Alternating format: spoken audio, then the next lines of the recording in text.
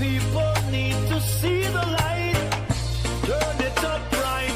He will fight for the people every day. Risk him life for the people every day. Get criticized for the people every day. Defending your rights, I saw him stay. Will fight for the people every day. Risk him life for the people every day. Get criticized for the people every day. Defending your rights, I saw him stay. Say from him slip up all eyes on him. I defend the people, them said spice on him. Evil politicians spread lies on him. But we know the bugger them not wise like him. Back up, them not ties on him.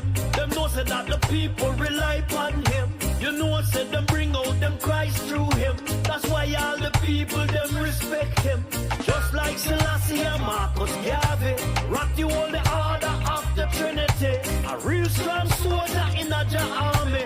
No simpleton can disarm you. We'll fight for the people every day. Risk him life for the people every day. Get criticized for the people every day. Defending your rights, I saw him stay. We'll fight for the people every day. Risk him life for the people every day. Get criticized for the people every day. Defending your rights, I saw him stay. How long them a gonna know say that them fire can't cool? How long them a gonna take our people for fool?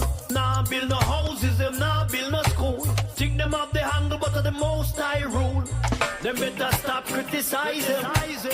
Cause what them a do now phase him. You know the man no lazy. All them a talk, them are the one way crazy. We'll fight for the people every day. Risk him life for the people every day. Get criticized for the people every day. Defending your rights, I saw him stay. We'll fight for the people every day. Risk him life for the people every day. Get criticized for the people every day. Defending your rights, I saw him stay. Say from him slip up all eyes on him. I defend the people, them set spice on him. Evil politicians spread lies on him. But we know the bugger them not wise like him. Back up, them no ties on him. Them know say that the people rely on him. You know said them bring out them cries through him. That's why all the people them respect him. Just like Selassie and Marcus Garvey. The man hold the harder of the Trinity. A real strong soldier in a army.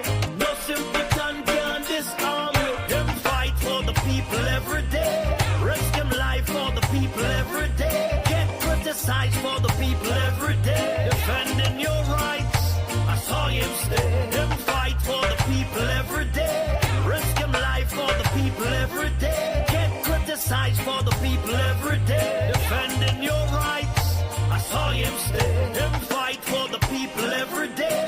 Risk him life for the people every day. Get criticized for the people every day. Defending your rights, I saw him stay. Most High Jah, guide us now, yeah. Our people need to see the light. Turn it up right. He will fight for the people every day. Risk him life for the people every day. Get criticized for the people every day. Defending your rights, I saw him stay. We'll fight for the people every day. Risk him life for the people every day. Get criticized for the people every day. Defending your rights, I saw him stay. Say from him slip up all eyes on him. I defend the people, them said spice on him. Evil politicians spread lies on him. But we know the bugger them not wise like him. Back up, them no ties on him. Them know said that the people rely on him. You know said them bring out them cries through him. That's why all the people them respect him. Just like Selassie and Marcus Garvey. Rock you all the order of the Trinity. A real strong soldier in a army. No simpleton can disarm you. We'll fight for the people every day. Risk him life for the people every day. Get criticized for the people every day. Defending your rights, I saw him stay. We'll fight for the people every day. Risk him life for the people every day. Get criticized for the people every day. Defending your rights, I saw him stay. How long them a gonna know say that them fire can't cool. How long them a go take our people for fool? Nah build no houses, them nah build no school. Think them have the handle but of the most high rule. Them better stop criticizing. Cause what them a do now phase him. You know the man no lazy. All them a talk, them are the one right crazy. We'll fight for the people every day. Risk them life for the people every day. Get criticized for the people every day. Defending your rights, I saw him stay. We'll fight for the people every day. Risk them life for the people every day. Get criticized for the people every day. Defending your rights, I saw him stay. Say from him step up all eyes on him. I defend the people, them set spice on him. Even politicians spread lies on him. But we know the bugger them not wise like him. Back up, them not no ties on him. Them know say that the people rely on him. You know said them bring out them cries through him. That's why all the people them respect him. Just like Selassie and Marcus Garvey, the man hold the harder of the Trinity. A real strong soldier in a army. No simpleton can disarm me. Them fight for the people every day. Risk them life for the people every day. Get criticized for the people every day. Defending your rights, I saw him stay. Them fight for the people every day. Risk them life for the people every day. Get criticized for the people every day. Defending your rights, I saw him stay. Them fight for the people every day. Risk them life for the people every day. Get criticized for the people every day. Defending your rights, I saw him stay. Most High Jah, guide us now, yeah. Our people need to see the light. Turn it up right. We will fight for the people every day. Risk them life for the people every day. Get criticized for the people every day. Defending your rights, I saw him stay. We'll fight for the people every day. Risk them life for the people every day. Get criticized for the people every day. Defending your rights, I saw him stay. Say from him step up all eyes on him. I defend the people, them set spice on him. Even politicians spread lies on him. But we know the bugger them not wise like him.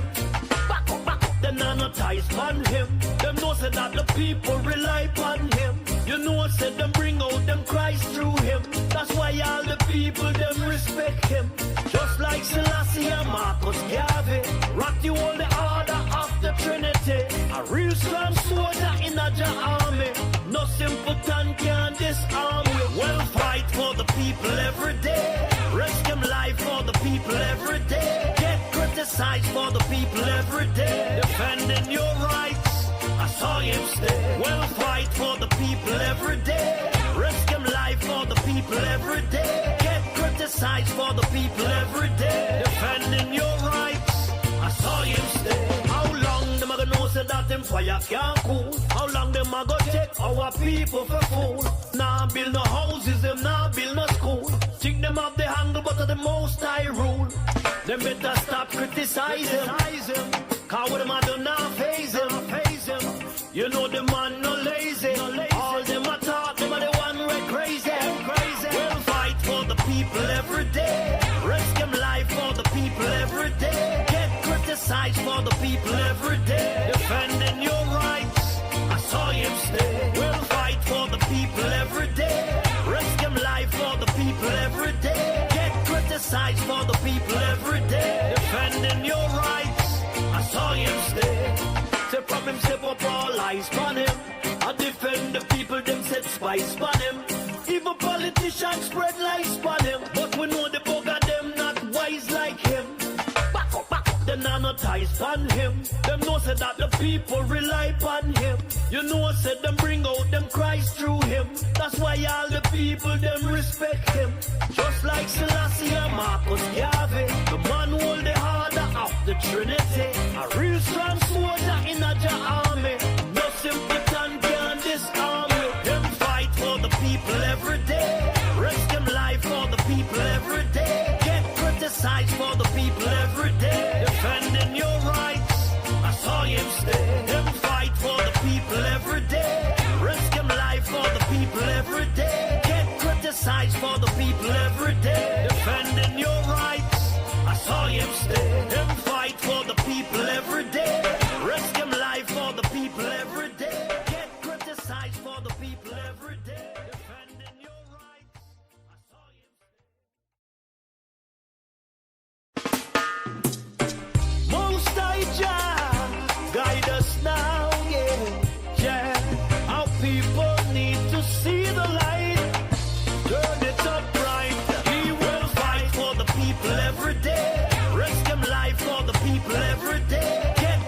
criticize for the people every day. Defending your rights, I saw him stay. We'll fight for the people every day. Risk him life for the people every day. Get criticized for the people every day. Defending your rights, I saw him stay. Say from him slip up all eyes on him. I defend the people, them set spice on him. Even politicians spread lies on him. But we know the bugger them not wise like him. Back up, them not ties on him. Them know say that the people rely on him. You know say them bring out them cries through him. That's why all the people them respect him. Just like Selassie and Marcus Garvey. Rock you all the order of the Trinity. A real strong soldier in a army. No simpleton can disarm you. We'll fight for the people every day. Risk them life for the people every day. Get criticized for the people every day. Defending your rights, I saw him stay. We'll fight for the people every day. Risk them life for the people every day. Get criticized for the people every day. Defending your rights, I saw him stay. How long them a gonna know say that them fire can't cool? How long them a go take our people for fool? Nah build no houses, them nah build no school. Think them up the handle but of the most I rule. Them better stop criticizing. Cause what them a do now phase him. You know the man no lazy. All them a talk, them are the one who crazy. We'll fight for the people every day. Risk them life for the people every day. Get criticized for the people every day. Defending your rights, I saw him stay. We'll fight for the people every day. Risk them life for the people every day. Get criticized for the people every day. Defending your rights, I saw him stay. Good evening, friends and family, neighbors, brothers and sisters. Give me a signal. Can you hear me? Can you hear me? We have some technical difficulties, but it's not with the system. It's with a video that we're looking for. We couldn't find it. And there's no way. Okay. Thank you, Relet. There's no way I was going to do tonight's program without playing that video. That particular video, we've played it at least 3 times. And we also gave you, I think, 2 questions on the midterm. Yes, up, Elaine. Clifton. Need glasses, you know, on top of that glasses, yeah, art nail. But anyway, big up everybody. Thank you for being patient. Some of you, I know, you jumped out early, expecting to say the rebel, but you know how it is. For some reason, folks, I don't know, we set things up, and every time we set it up, we walk away, and we come back an hour later, and everything's down. And then when you check the system, there's nothing wrong with the system. We're not big conspiracy theorists around here, so we just said it's one of those things, you know, and we just move on because the system is not damaged. The system is working properly, but we just don't know, and it happens quite frequently. Vivian Swaby, big up yourself, Vivian. Pretty fierce. All right, listen. Let me see if. Okay. Okay, all right, thanks, OT. All right, move it. All right, cool. All right. Jamaica just, last night I was on Mystic and a gentleman called in and he said, listen, you guys give the Prime Minister too much props. You know, I think he said he's uncertified or something like that. And I mean, point well made. The only problem is that 30-something% of the registered voters who voted, they voted for his party. Or no, better yet, sorry. That's incorrect. I think it's like 36% of the registered voters voted in the election. And so it's less than 36% who actually voted for him and gave him a mandate. And the system that's in Jamaica, we just have to deal with it. There's no way we can go around it. So, we can say, well, he's not certified. And if by saying certified, you mean his statutory declarations have not been certified going back a few years, and you're correct. But if you're saying that he wasn't properly elected, then we need evidence of that. We need evidence to say, well, they stole the election. And it's not just evidence of it. We need proof. We need proof. Strong believer. Yeah. I found the video. It's a very short video.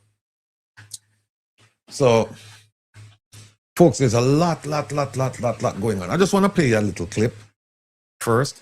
And it's I really don't do a lot of running around on social media, except when it comes to the South African Parliament and the British Parliament and the Jamaican Parliament. Otherwise, I really, and I was looking for an inquiry that's going on in South Africa right now, but they're on a break. I think they pick up back on the 6th or something like that this month. And then I came across a video of a South African young man. I think he's in Libya. And he was being interviewed. And when I listened to him, it sounded as if he could just take out the name of the country and just substitute Jamaica. He could just take out South Africa. Because the same problems that they're having in Jamaica, they're having in South Africa. The primary difference, though, is that they're trying to do something about it. They're bringing public exposure to the issue. And they're bringing, it's almost like naming and shaming the politicians. But beyond that, after these 2 inquiries are over, it is believed that charges will be brought against some top politicians and top police officials. Now, I'm waiting for it to happen, but I'm not waiting, with one eye open. You know why? Because they do have recent history of sending politicians, of sending high-ranking police officials to prison, and politicians as well. And that's the difference between South Africa and Jamaica. It's not the nature of the problem. It's how do you address the issue. And I just want to play you this little video. I won't play you all of it because we have a lot of things to cover. And then we have to open the phone as well so that we can hear from you. And of course, you can tell your family and friends and neighbors and everybody. We're going to play Rosalie, the latest sensation. A one-off. The biggest right now. The biggest sensation right now. Rosalie Hamilton. Not Rosalia Hamilton from Advocates Network, the professor who's the chairperson of the Lasco Foundation. Not that lady. She's one of my heroines. She's been on this program many times. Her name is spelled Rosalea. The one we're referring to, her name is spelled Rosalie, I believe. Different person. I guess to some degree they have the same message. Maybe I shouldn't say that, but it's one that's critical. The Rosalie Hamilton, the professor, she's critical of the system and what's going on. How we should approach in a meaningful way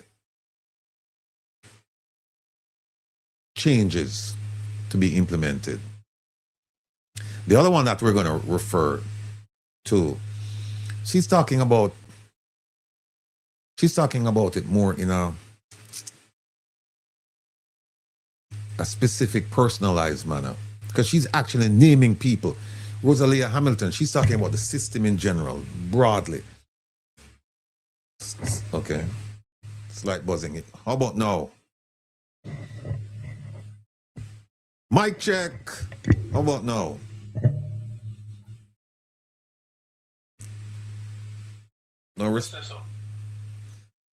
OT said that slight buzzing when we speak. I think I know what you're referring to. How about now? Folks, can you hear me without a slight buzzing? Yeah? No? Maybe? Kev, you can't hear me with it? I'm going to check right now. She said less. That means my turn on the mic. Okay. How about now? Clear. Okay. All right. Cool. No problem. Oh, she says same. I don't know why. Oh, hold on. How about no? OT, how about? Vivian says no. Okay. All right, folks. Yeah. So part of it too, you know, and I mean for show off, but part of it too is that we have a high tech around here and we have a new speaker system. It arrived today. And so Kevin was gracious enough to take some time off and kind of walk me through it. And as you know, when it comes to electronics and technology, not my thing. But anyway, I managed to get everything working. And Kevin was saying to me that I need to keep moving them around because if they're too close to the microphone, it might be a problem. All right, hold on.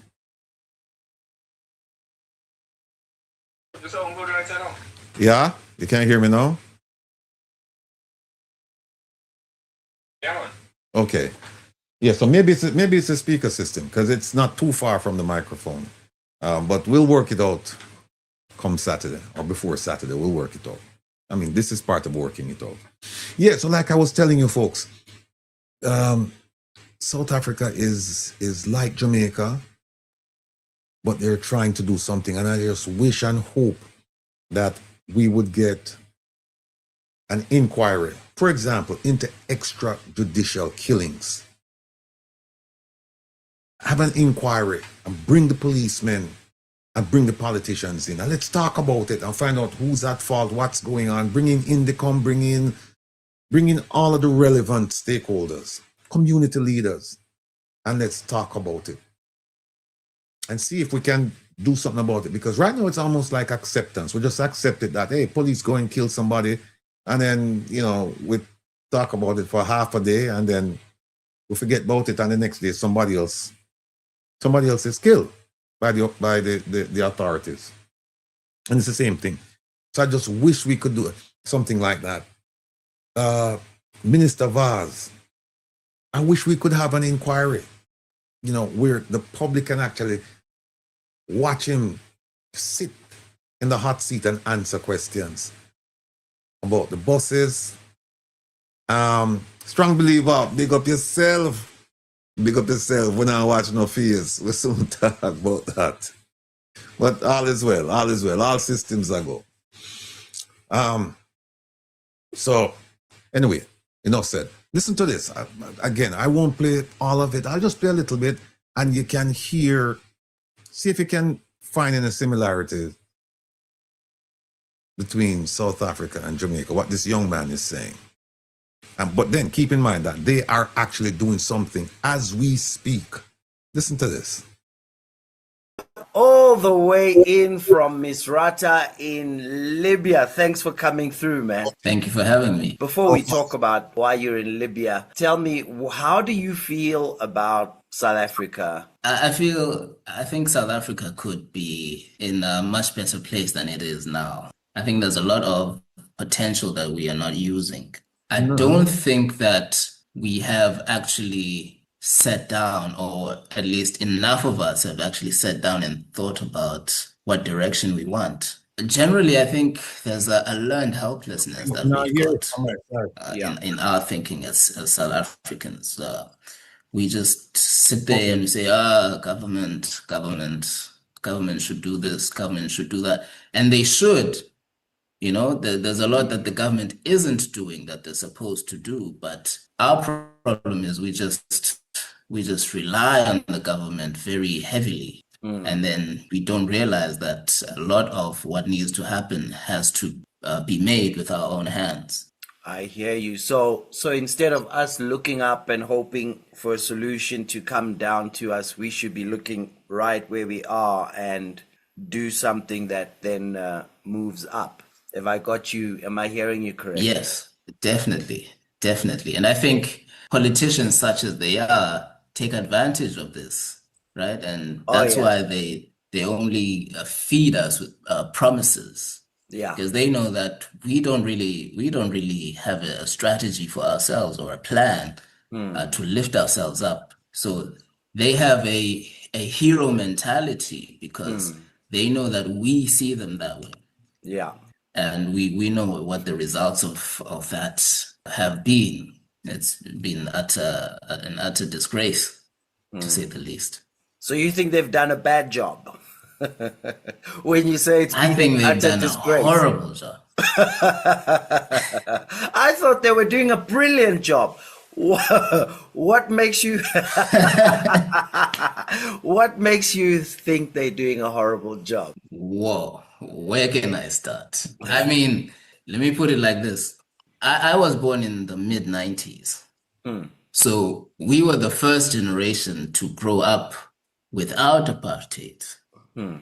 To us, when I was a little boy, I remember my father sitting me down and telling me what apartheid was, and that just didn't make sense to me because I was too young to understand what it was.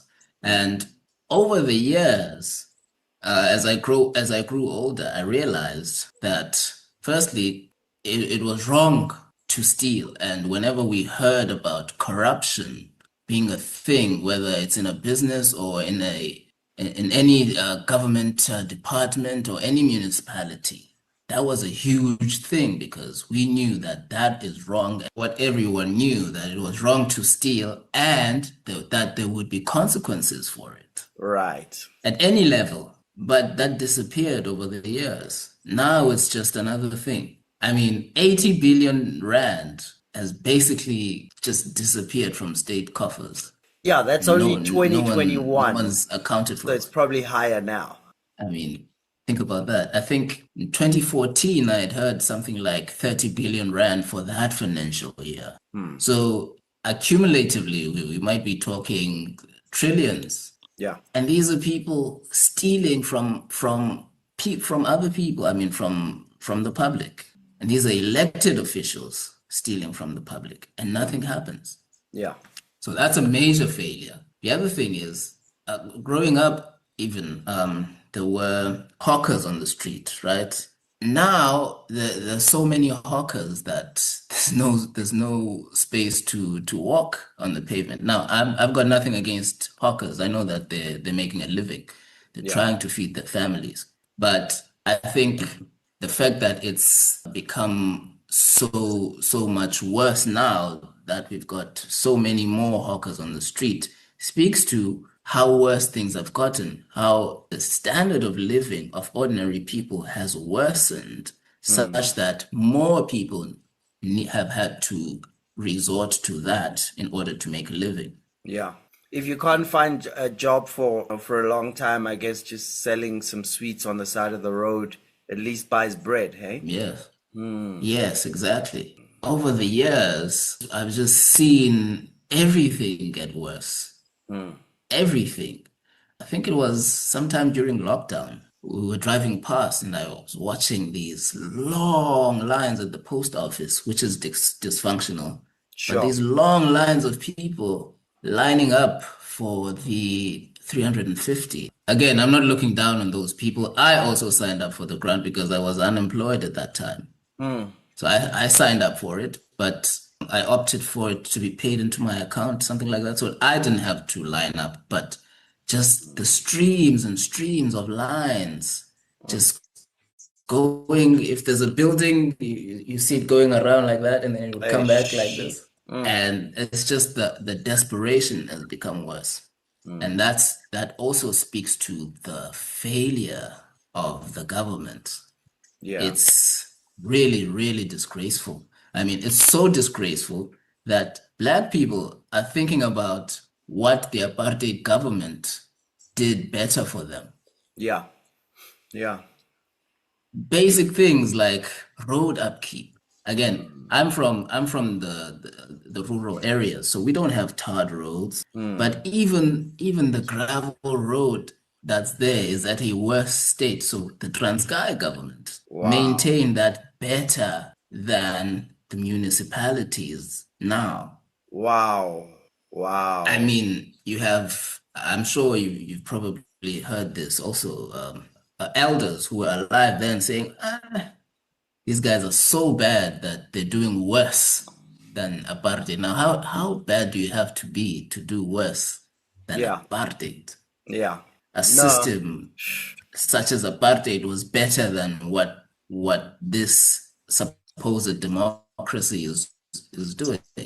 Yeah. I mean, I wonder sometimes whether it's incompetence or if it's unwillingness to do it. Maybe that's my question to you. Do you think they can't or they won't do it? It's not in their favor, in my opinion.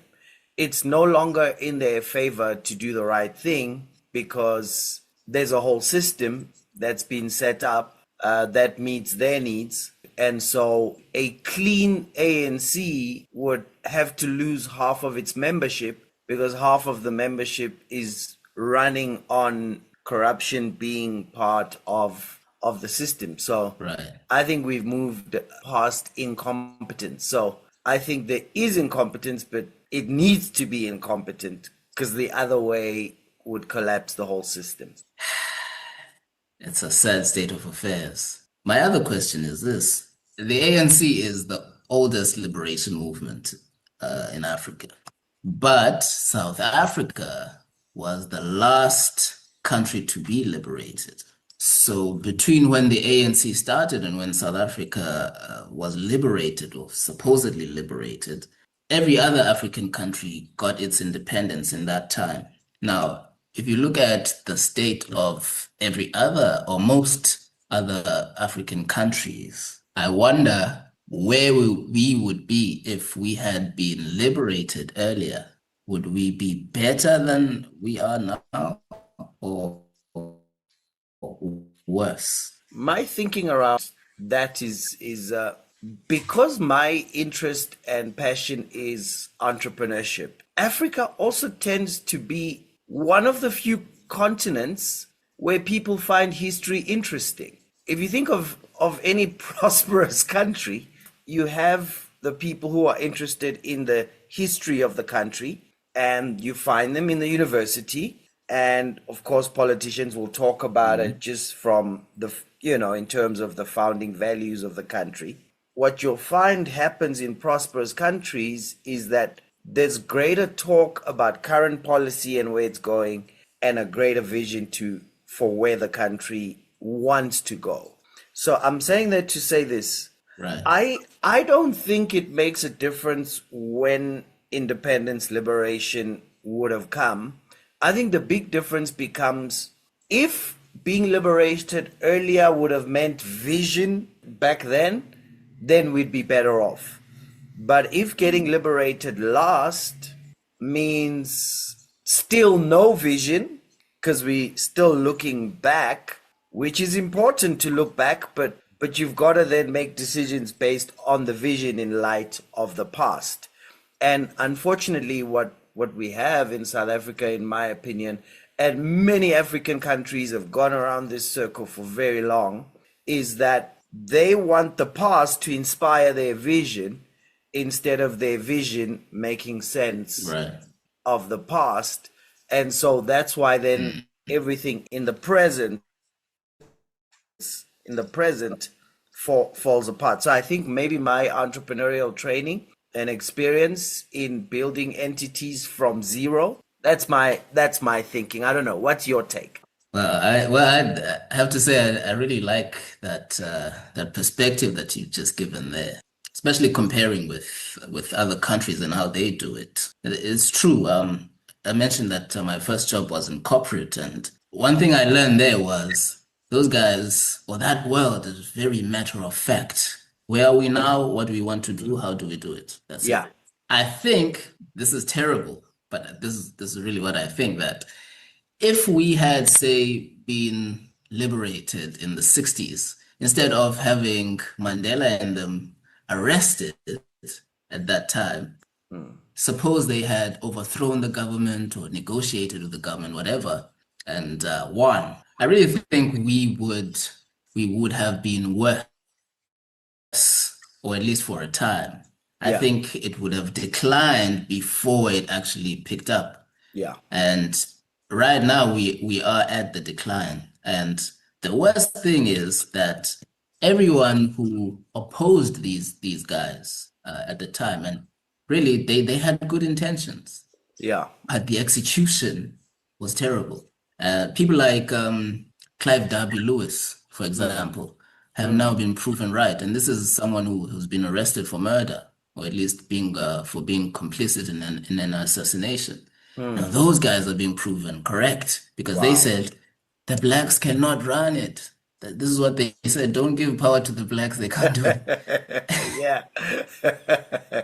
Yeah. And now you can't argue with that, right? On that point. Because at least these blacks have failed at it. Yeah. Not to say the blacks can't do it as a race, but the ones who have been in power, well, you can't defend them and say no, they actually can do it because they can't. Yeah.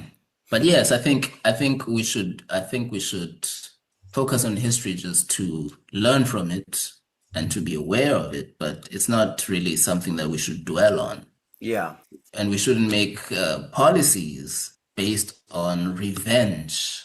That's just going to destroy everything. I like what you're saying. You say it would have been worse back then, and as you said that, Let me just move that. But I really like the reasoning. What you have is you have an elder and you have a youngster. And they're discussing their country from a historical perspective. And also from the perspective of good governance.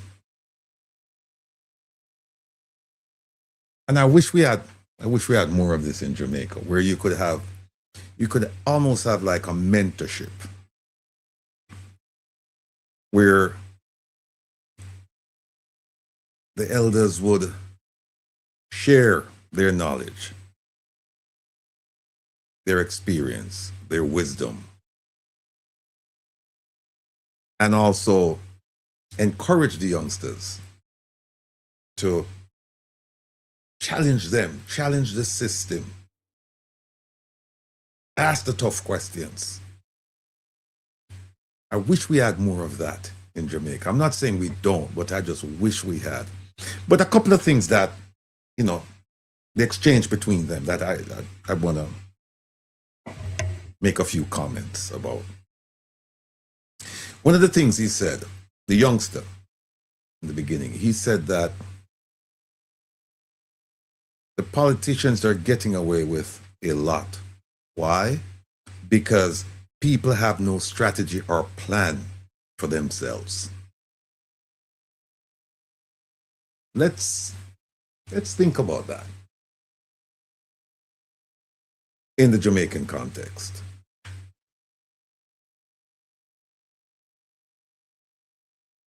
Most of the people who are suffering, do you think they have a strategy or a plan?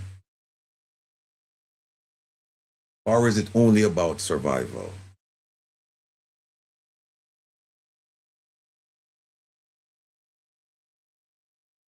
Yeah, and strong believer, I'm encouraged by that, but I just hope it's not like a one-off. It should be sustained. And then you have different speakers coming in. You should have these forums, But again, going back to what the youngster said, he said, the people who are desperately in need, they have no strategy or plan. Which begs the next question. If the assumption is that they don't, and based on the empirical evidence, it would appear that way. So let's take the conversation, the argument to its logical extension. So they don't have a strategy or a plan. What do? And if you have a strategy and if you have a plan, how do you get the people who don't have a strategy and a plan to incorporate it into their lives? Take charge. How? I guess a forum would be one. But it shouldn't be the only, because you're not going to reach all the people that you need to reach, or a majority of the people you won't. Why? Because of priorities. The priority at this point in Jamaica is to put food on the table, is to get your children to school, is to get a job, is to have a roof over your head. Basic needs. We're talking about the essence of living. Except that in a lot of the instances, you're not doing it for yourself. And that's why it becomes increasingly difficult to achieve, because you have a family to think of. The youngsters aren't working, and in many cases, one of the two adults in the household is not working. So that's one of the things that we need to look at. How do we get our people to start thinking in terms of strategies and plans for themselves? And here's why it's put all countries aside and let's focus on Jamaica now. Here's why it's difficult. When you look at the entertainment scene, and we've spoken about it, and we cannot speak enough about it. Sagicor had a fun run the other day. And then you have all of these artists. They have events. And then you also have some events that they sell themselves, like some of the annual parties. And people would go to the ends of the earth to get the resources in order to attend those functions. They will even borrow to go to those functions.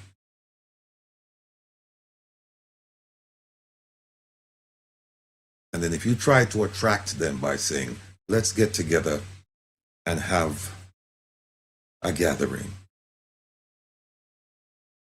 a march, a protest against something that the government is doing that is having a negative impact on you, you can't find people to go. If you say, let's have a rally, you still can't find people. What will it take for those suffering people to come up with a strategy or a plan? Are they looking for a leader? Are they looking for somebody to inspire, encourage? And that they believe is woefully lacking.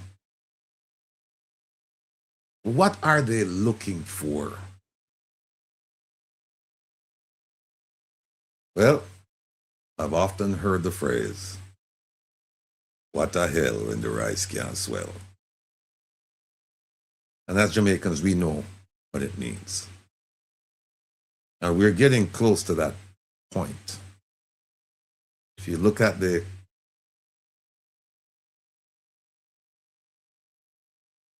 geopolitical activities. If you look at, because the world is connected more so than ever, technology-wise and otherwise. And again, you've often heard that when America sneezes, Jamaica catches a cold. But times are getting harder. Things are getting rougher. And maybe this is what it will take for our people to start devising a strategy and a plan for ourselves. Instead of selling our vote for $5,000 and getting a small morsel, some victuals, and a t-shirt. Another thing that the youngster said in his discussion with the elder was,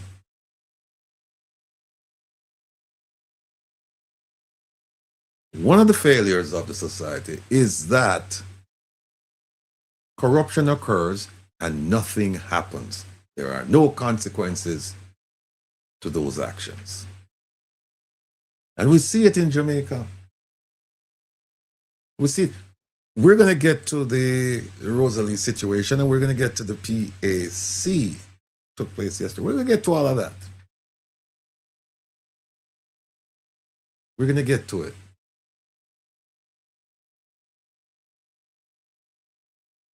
But I hope you understand the discussion between the youngster and the elder, that all of the themes are connected.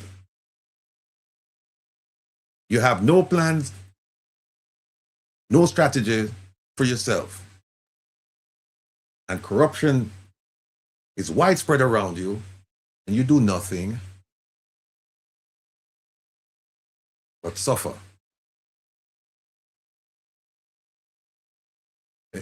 It goes back to the fact that you have no plan.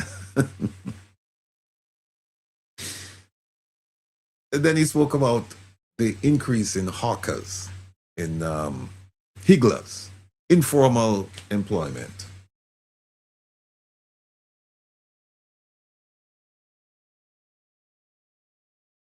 And that occurs because there are no jobs. And if there are jobs, most of them, they're not providing you with a livable wage. And see, that's one of the reasons why the Jamaican government has taken credit for having the lowest unemployment rate in the history of Jamaica. And we know that to be false because they changed the yardstick by which they used to measure unemployment. We know this to be false. But a lot of the people at their counters being employed, they're higglers, hawkers. They're involved in informal employment. Hustlers, they must sell a thing. We don't have good paying jobs in Jamaica. We don't. And when I say that, I hope some of you don't take me and say, oh, I'm saying them have no. What I mean by that is that the amount that we should have, we don't. And that's why people have to hustle. Because there's desperation.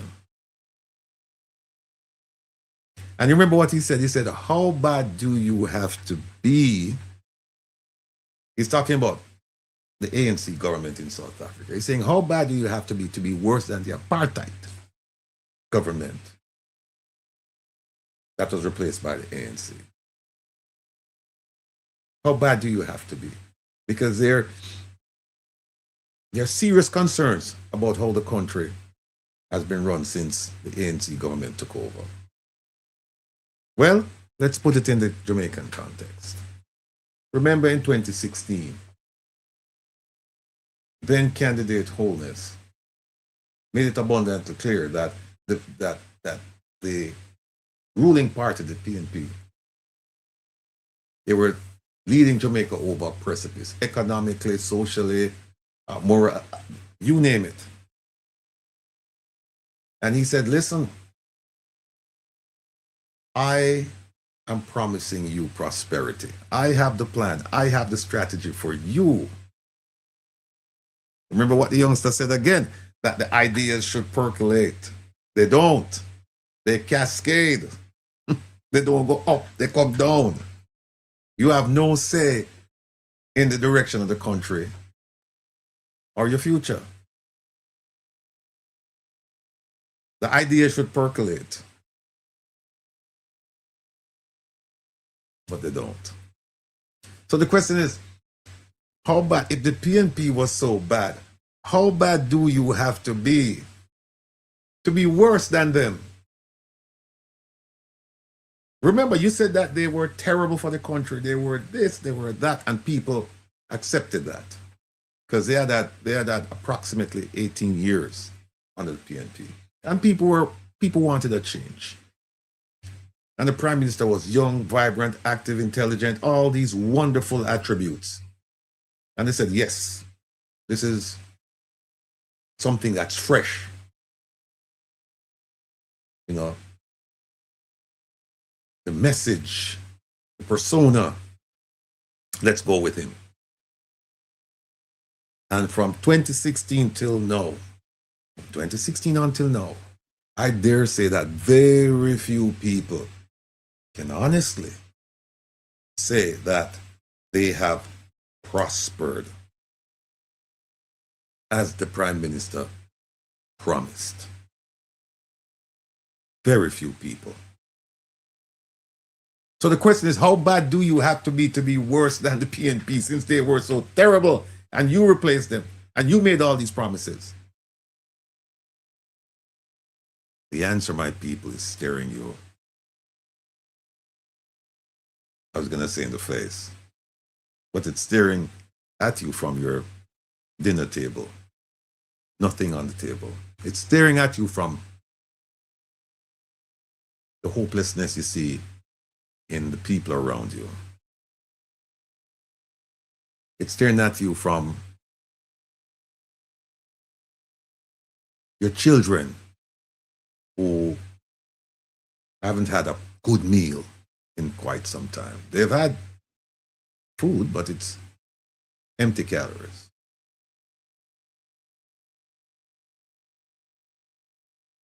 How many of you can say that you've actually prospered? And part of that is because there is no vision.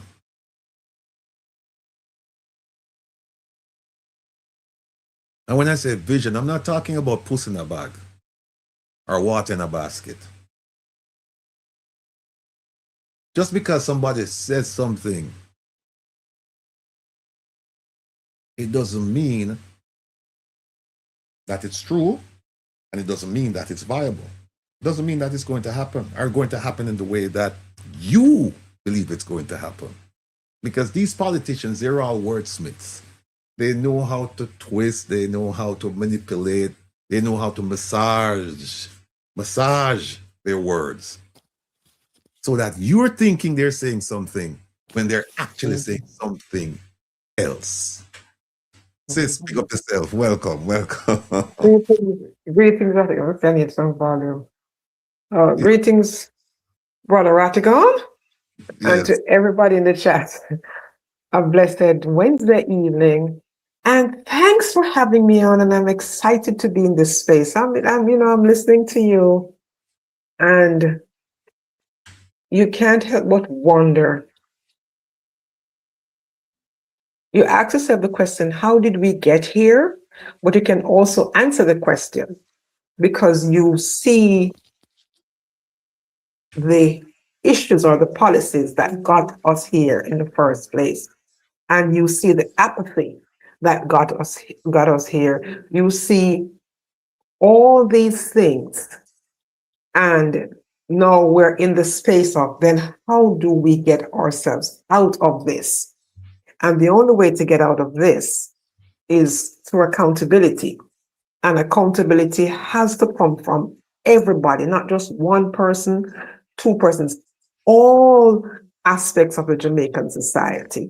They like to call on the diaspora, private sector organizations, civic society, the opposition, and regular Jamaicans on the ground, whose lives are being affected on a daily basis. Those persons who are going to the hospitals and sleeping on the floor, sitting on a chair, and then when the night comes, they have to sleep on the floor.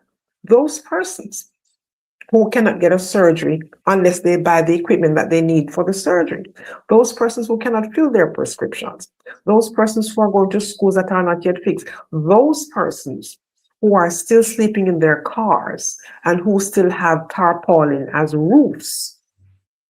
Those persons have to decide that, you know what, enough is enough. It's not, we can no longer sit and be silent. We cannot be silent anymore. We have to speak up, because while that is happening to them, you see the political class prospering and doing exceptionally well. So it is time for, people, and you talk about when he was campaigning in 2016, and he offered himself as a better option to that which was. Now, if he's the better option to that which was, and he has offered nothing, what does it say about the people? It's not only that they're, politicians are wordsmiths and they like to, as you say, massage words. They have a way with words. Because I have heard the late Michael Manley speak. Michael Manley could sell you a fly on a bread. He was that good of an orator. Okay. Andrew Holness, when you listen to him speak, you want to sleep. As a matter of fact, I say I have to be high and drunk on my own supply to listen to Andrew Holness. But you can look at two administrations, because he has been there for 10 years. And he likes to talk about history. But you can look at two administrations. One prime minister with given two consecutive terms, and that is when Michael Manley had two consecutive terms in the 1970s, and when Andrew Holness is now two consecutive terms in 2026. And when you go back and you look at a prime minister with a vision, you can see line by line, item by item, things that late Prime Minister Michael Manley did in his two terms. He did not come and just was promising things that we're going to do that, and then when you look at it, it's 10 years down the road, 5 years down the road. Things that he did. When you look at Andrew Holness's two terms, because he criticizes and he said this was bad and that was bad and that needs to be done. What has he done to correct anything that he thought was bad? So he had to take over. They had to vote him into office. What has he done? What line by line things can be put there? You can look at it line by line, item by item to say, yes, compare and contrast. What is it that he has done in the 10 years that he has been there? Where are the tangible institutions and agencies that he has put in place? In the 10 years, what corrective measures has he put in place to deal with the ills of the administration that he said was not good, so he had to take over? And the record is a dismal one. It's a dismal one. But I have to correct you on the higglers and the hawkers. They're not higglers and hawkers. Don't be rude to my informal commercial importers. Please put some respect on their name. Informal. I did mention commercial. that. No. Yeah, I know, but I'm just being facetious. Informal, commercial, importers. Okay? Okay. Yeah. No, Yeah, but that's just my 2 cents. The thing with the wordsmith thing goes both ways. It's the ability, to convey an idea or to distort an idea or the truth. But it also depends on the listener. It's what it's how you discern what's being said. Now, one of the things, and what I try not to do, I try not to get in a conversation with a lot of people about what Michael Manley did and what this man here is doing. The reason being that I know what Michael Manley did. I lived in Jamaica, right? And the one thing I can tell you that Michael Manley did, He did many things, but one of the things I can tell you, and they were tangible results. Education was a centerpiece of his Yes. effort.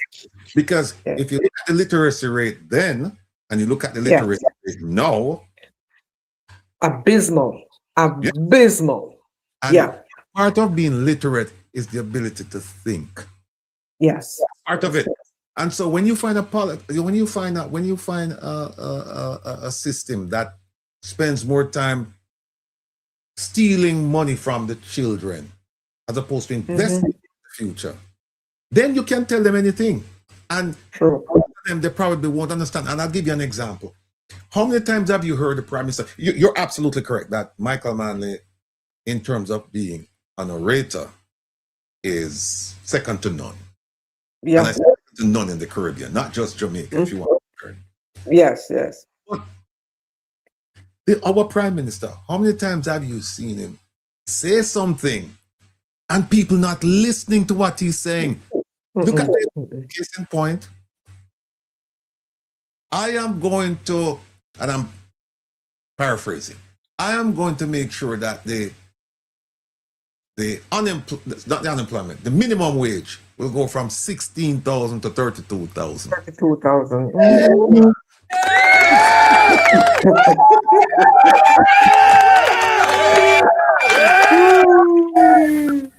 People didn't listen carefully and listen to what he said. He said, next budget is going to go to 1850, and over the years, we're going to get to 32. People didn't hear that part. And then guess what? Him come now and say, it's not going to 1850, it's going to 17. Still not hear it.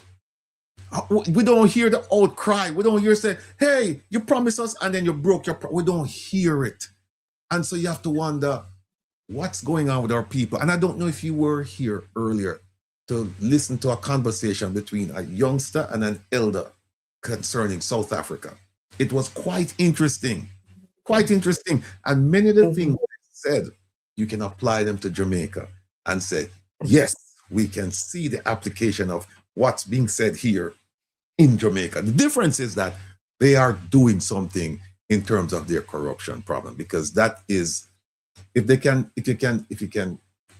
can't eliminate it, but if you can control, it, you're off, you're well on your way. And in Jamaica, it's gone. And nobody's saying that, and let me be clear, nobody's saying that the PNP, the last PNP administration, the JLP administration before, the PNP before it, and so on and so on, that there was no corruption. No one is saying that. No. We're people, right? What we're saying is that it is so blatant now. Worse. Right in front of you. Yes, right ma'am. here they're doing it. Because you know what? We can't dumb down the population because they don't believe that they don't look at the reading scores and the math scores and all this. And they know. They say, you know what we have to do with people? You know what will be the opium for the people? Entertainment. Yes. Give them a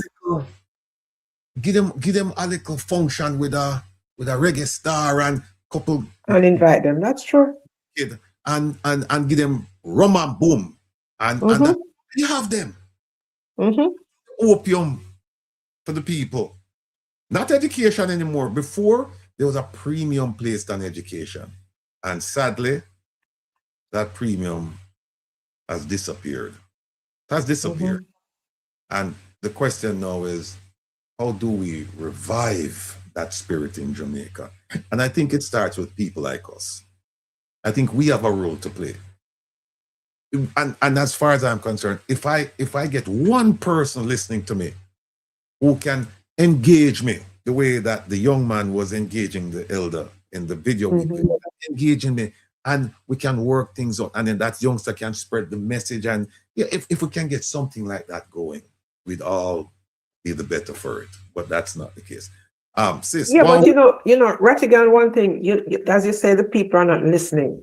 The Prime Minister on last Thursday gave a budget presentation, and he made some lofty promises. But if you are not paying attention, you wouldn't realize that he made those promises in how many 3 budgets? The same promises been made in 3 budgets ago is the same promises made in 2026. Exactly. So you said it goes to your point where you're saying they're not listening, and then guess what? Everybody's now applauding and saying yes, it's a fulsome budget. So much in there, and but guess what? Yeah, it was 2 or 3 budgets ago. You gave it. So it's just rinse and repeat, rinse and repeat. It's nothing new. There's nothing. It's like if you go back and you look at the 2016, 2017 manifesto. Exactly. Exactly. Then just regurgitate it. And They're when just regurgitating stuff, yeah. When them run out of ideas, them put in at the front of the thing, our 100 achievements, and them overwhelm you with a bunch of nonsense. But ask yourself the question, the 100 achievements that they're talking about, how did that improve my life? Just ask yourself that. How did that because they would include Rattigan, they would include the that place in St. Thomas that they opened the other day. The center. Yeah. They would include that in there. But the fine print of that is that the water system isn't working, and then they were going to charge the parish council $10 million to pay rent that month. So you see, it's all fluff. It's just PR for them. They talk about projects, but when those projects are going to come on stream, they're not in this year's budget. They're going to come on stream 2028, 2030. Way down the line, but they say those things and then people get excited. Oh, we're going to get water and the roads are going to be fixed. Is it in this budget? Because what's in this budget is what is going to happen in this fiscal year. So there's nothing in there for this fiscal year. So the people aren't listening. And then to show you that people are not listening, and I'll say this and I'll take a quick break. The Minister of Finance and Public Service, Minister Favour Williams, she was asked by Damien at the hearing in Parliament. She was asked about the cat bond. Is there a budget for the cat bond and the coverage? Now, keep in mind that this comes out of her ministry. And her answer, I was befuddled because she was saying, oh, but I can't tell you because it's a financial instrument and we have to negotiate and we have to this and that. Meanwhile, she not realize that the cat bond is a 3-year bond and it expired in 2017. And the coverage is 150 million. Jamaica come up with got the 150 million. Jamaica's the premium is I think like 8 or 10 million. How she not know this? How? And people are clap her in a parliament when she get the answer. Yeah. People are clap her. So not bench government. Sis, give me a few. One with a four. Yeah. Please. All right. Yeah. Yes. So this is what we have to understand. This is what we have to understand as Jamaicans, that if we do not take seriously what is happening now and stop allowing them to bully ride us into believing that when we come out and speak and do our best to hold them accountable, that we're not being bad man, nobody's trying to tear down the government. It is in the interest of the people. And in Andrew Holness's own words, he said, you must hold the government accountable. And so when that is happening, he cannot now come and say, people are tearing on the government. And the truth is, I don't know how many, I know we'll say we're going to talk about the PAAC meeting yesterday, as well as the Rosa situation. But let's look at the broader picture. Let's look at the broader picture. You have all these massive cost overruns. Corruption is costing the country billions of dollars annually. Now, just imagine for a second, all those monies, what would have happened if those monies, I'm not saying they won't, some of it would not have been stolen, but not all of it.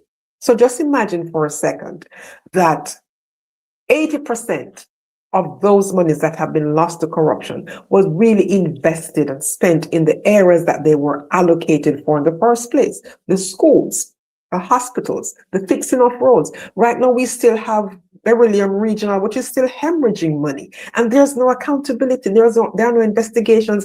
And the same persons who have been on this project for the outset, they are still there, even though the project is hemorrhaging money. And there's no guarantee that the persons who say they're managers of the this project, that they're even qualified for it. So you understand why there's this hemorrhaging of monies in the corner, in the Beryllium Regional Corner Regional Hospital.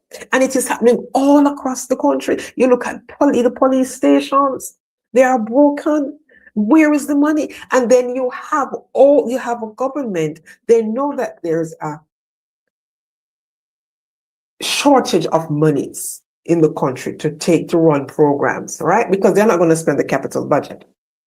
And you look at the amount of ministers and state ministers and parliamentary secretaries that are in the government now on the jail, the members of parliament. And what you see, they have what, 32 or 35 members of, and of that they have 30 of them are being paid taxpayers' money. The government cannot afford that. And how much money are they paying to public sector workers? Right? So when you look at all of this, you see that the government does not care about the people. And the reason they can do that is that the people themselves don't care.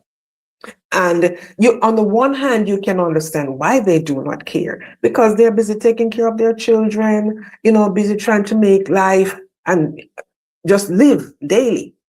But there are too many young people. Everybody has the world in the palm of their hands. Okay? Everybody in Jamaica. Some of them have 2, 3 cell phones.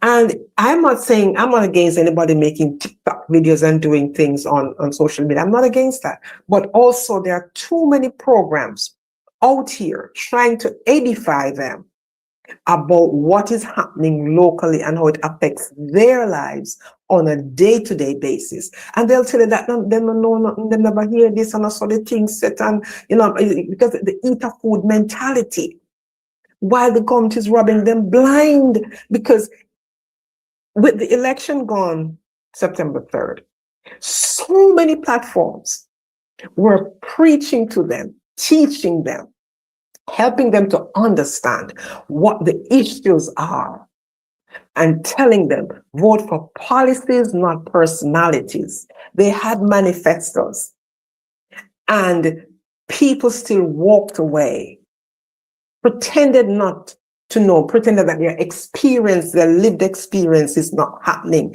but what the Prime Minister told them is what is happening to them, not what they're living daily. And they still went out and supported this government and voted them back in. So what did they expect to be happening now? The sad part is the people who did not contribute to this who are to suffer, because they say the good is going to suffer with the bad. And that's exactly what we have happening right now. You still have people in Western Jamaica who are sleeping under tarpaulin, sleeping in their cars. I don't know how many of you saw the chaos in Montego Bay last either Thursday, I think either Thursday or Friday, one of those days, when they went there to collect what monies they were giving them for roofs, whatever the monies the government was made available for them. And it was total chaos. And everybody, no matter where they're coming from, they had to go to that spot in Montego Bay for this purpose. And it was chaos. And many of them were like, why do this? Why not send it to an account or set up different offices in other areas so they can access this fund? And then what we have to understand, we're 3 months away. Now it's what, April, May, June? No, 2 months away from another hurricane season.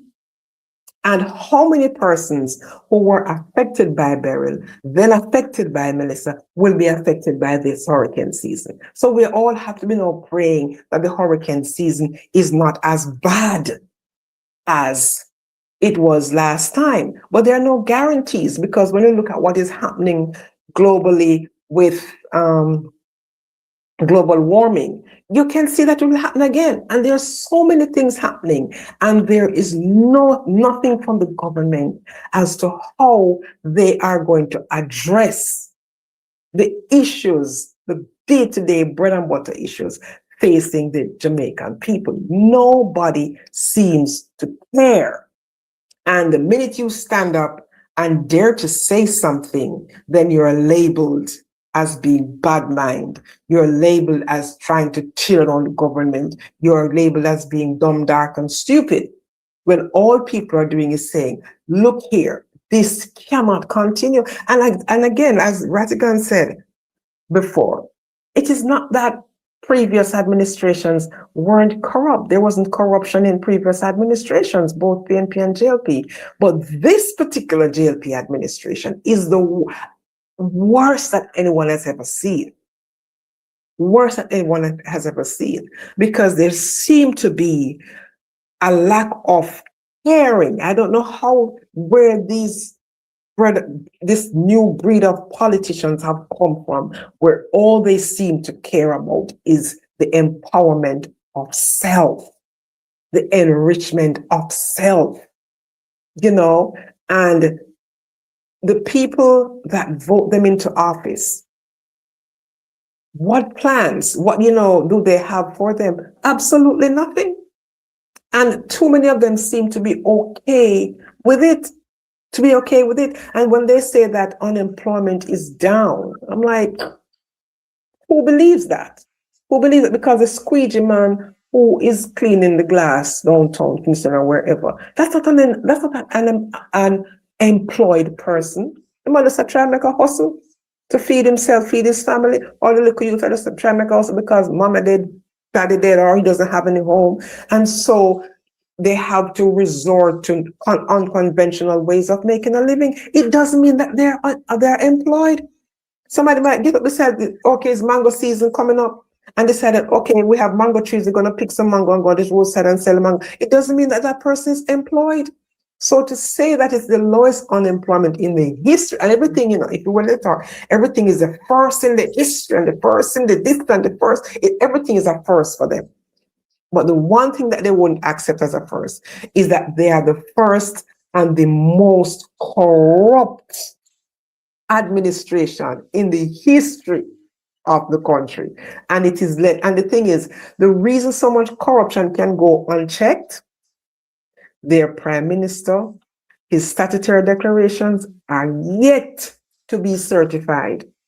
And he's still allowed to sit there and lead a country. How then do you expect anybody in his administration or any business person in the country or anybody at all looking on to do better and not follow his lead and say, you know what, boy, I saw the thing set. So we all have to make a contribution by standing up, even not when it's easy to do so, when it is the most difficult to do so, because you're going to be labeled, you're going to be branded and be something other than that which you know in your heart that you are. But it has to happen. Yes, my brother. Yes. You're absolutely right, sis. Absolutely right. This administration is the worst by far. By far. It's not even close. So I hope I could take the accolades for this and for that, and most of it is bogus. We can debunk them, and we have debunked them. But again, our people, that's why we need you to come around here so that you can understand. You can see for yourself the evidence, the empirical evidence, so that when you have discussions with them, you can say, well, and you can point to a source. Not just me feel so, me think so, me hear so. No, you can point to a source. No, here's what we're going to know. Education is key. And what happened is, more than a month ago, in preparation for the midterm, we played a video. It's a very short video produced by JAMP, the Jamaica Accountability Meter portal, headed by Miss Jeanette Calder, one of my heroines. I will play you that video to show you the difference between the PAAC and the PAC. As you recall, the PAAC, that was the meeting, or that is the committee chaired by MP Peter Bunting. That's the one where the Speaker of the House, she's a member of that committee. She's not the chair. She's a member. She went there and acted in a very disruptive manner to exert control and influence over the proceedings. It was wrong. And she also exhibited ignorance. She didn't know the purpose of the PAAC because she was saying PAAC didn't have the remit to examine the Spark program.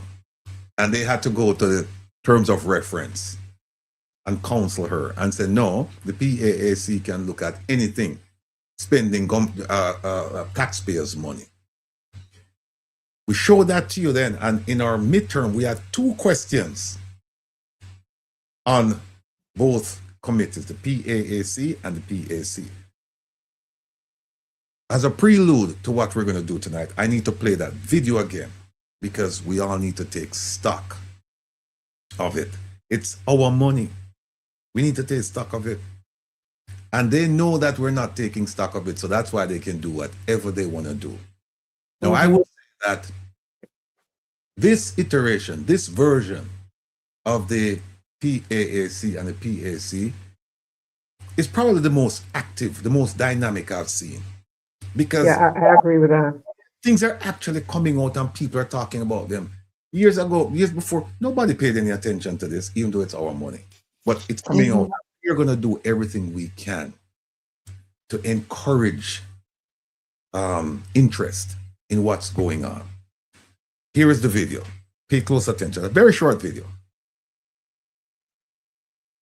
So who keeps our taxpayer money in check? Well, the PAC and PAAC help watch over the country's budget. And one might sound like it just have an extra A, but they're way different. Here's how.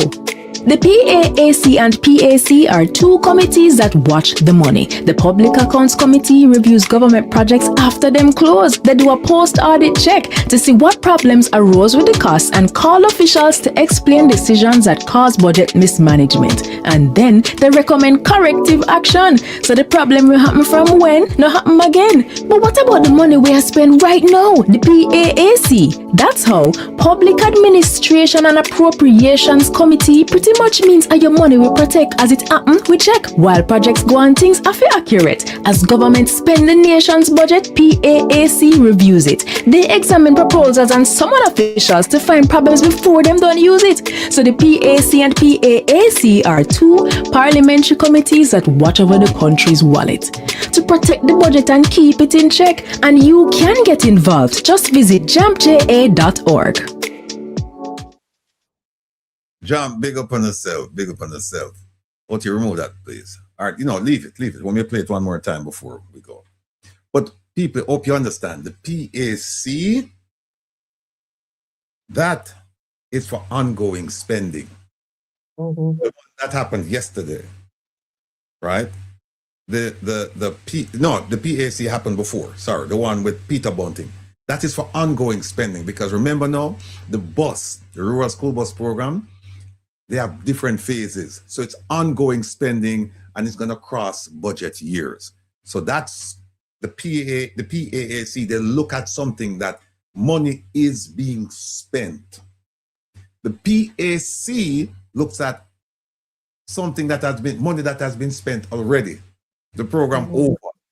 And that's why you see the PAAC is looking at the rural school bus program because it's crossing budget years and money is still being spent. Here, about 2 billion for new school buses. So they're looking at that. The PAC, the one yesterday, they looked at the University Hospital of the West Indies and spending that occurred already. So one of them look at spending that's going on, the other one look at spending that has taken place. Hope you understand. If you don't understand, we're going to play the video one more time before we depart company tonight. Here is what happened yesterday. We have one video we want to show you. This Saturday, we're going to do a more comprehensive look at what took place yesterday. I spent the better part last night, this morning actually, because it's what, 2-3 hours long. And I listened to it in the wee hours of the morning. Got a nap, woke up, listened to it, got a nap, woke up, listened to it. And so I'm gonna, OT and Joan, they're gonna cut the video up so we can present the most salient ones to you that you're gonna find interesting. You know, we're gonna take out some of the fluff. But here's one that I think some of you have seen. And those of you who haven't seen it, this is just the tip of the iceberg. Here we go. Chairman, before we go there though, so the university is unable to name the 4 entities that have all benefited from the misuse as defined by the Auditor General's findings. You know, misuse of the tax exempt status. You can't name, you refuse to name. Because I don't think the response about Integrity Commission prevents you from naming who those entities are. Listen carefully. Today in Parliament's public accounts. Member Brown? Yeah, thank you very much, Mr. Chair.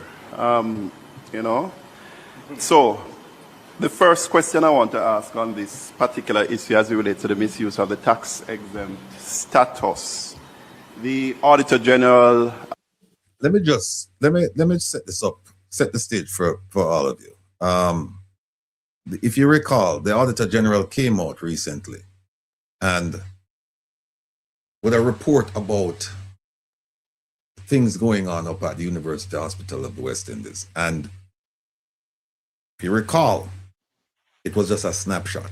She didn't do a comprehensive deep dive audit of everything that's going on there. And she said one of the things she didn't look at was pharmaceuticals. And that's where a lot of the money, that's where a lot of the corruption is going on. Exactly. So we didn't look at that because, you know, we didn't have enough people, didn't have enough time, and she said, and sundry items. They didn't look at that, but they looked at some of the other things.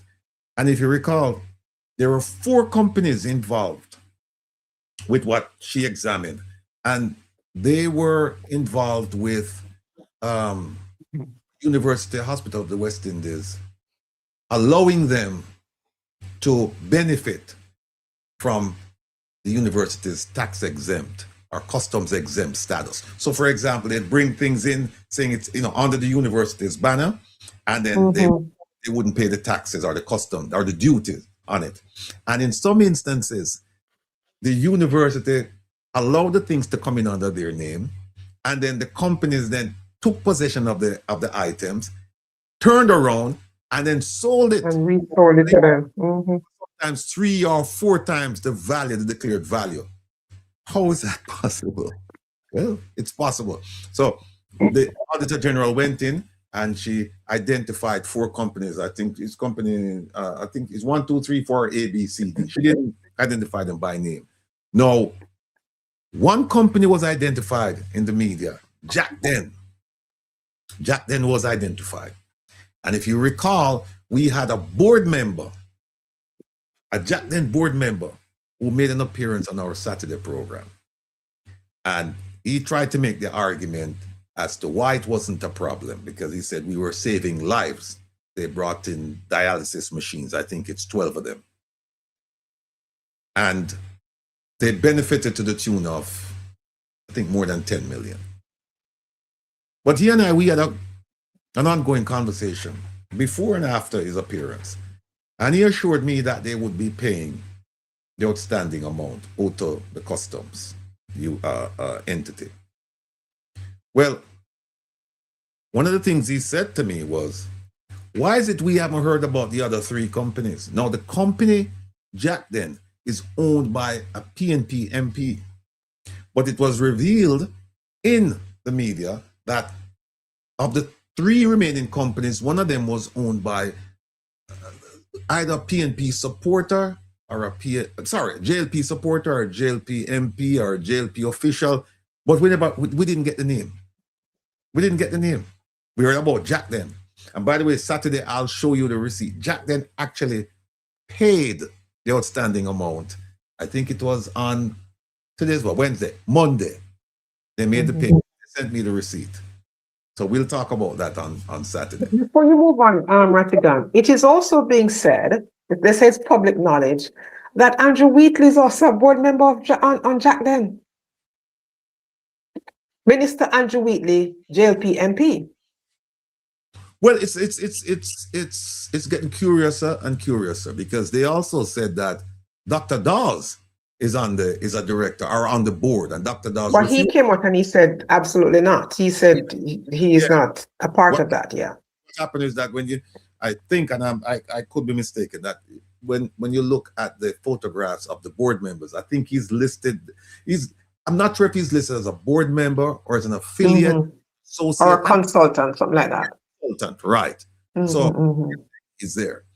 So what we're gonna do is let's watch this video, and it's about the revealing the names, because the Auditor General, and I don't know why she didn't reveal the names, because it would be perfectly fine for her to do it, but she did. So now they're asking the university, the hospital, give us the names, and I won't spoil it for you. Go ahead, sis. You have something to say before? Yeah, we're going to say to you also, for you started a program to look into whether or not the UHWI Articles of Association allows for them to procure or items for any facility that is purchasing medical equipment. If their Articles Association allow for them to do that, so to look at whether or not there were breaches or abuses. Okay, all right. And we're having a doctor on this Saturday. I won't give away his name, but he should be able to answer those questions. All right. Okay. Here we go. In her findings, said companies. Can you, because I think it is in your purview to name, and she mentioned private company 1, private company 2, private company 3, private company 4. Can you tell the committee, and that's my first question, what are the names of private company 1, private company 2, private company 3, private company 4? I know that the Auditor General redacted the names. I'm not directing the question to the Auditor General, I'm directing the question to you. I'm answering, yes. I'm answering it, member.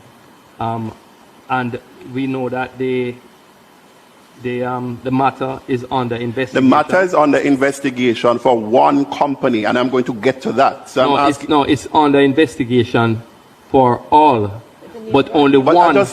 One case, and I can see. I just want to hear the names of the companies. I can give you the name of the one that the work has been completed by customs, and they have actually given us the report with the one name.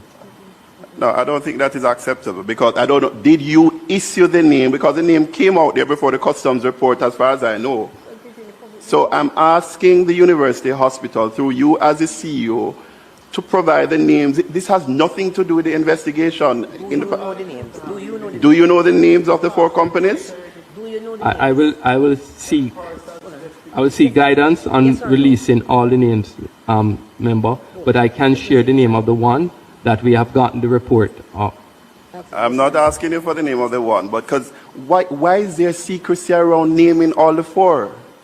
And how come the country heard of this one long before customs and things would have gotten the information from the university hospital? So I'm just asking you here, what are the names? This is my first question. Do you know the names? Do you know the names?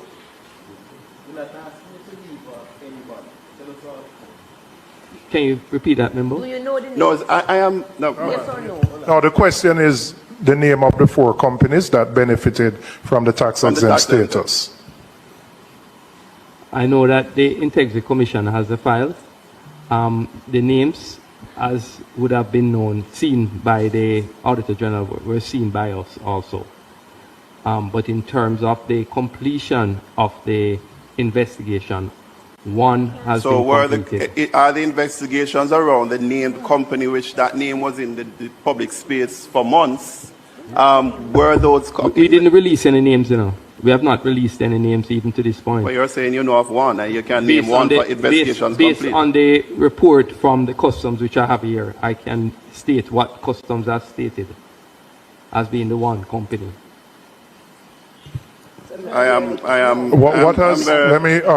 What has customs stated without naming the company? What is the summary of the findings of customs' investigation in relation to that entity?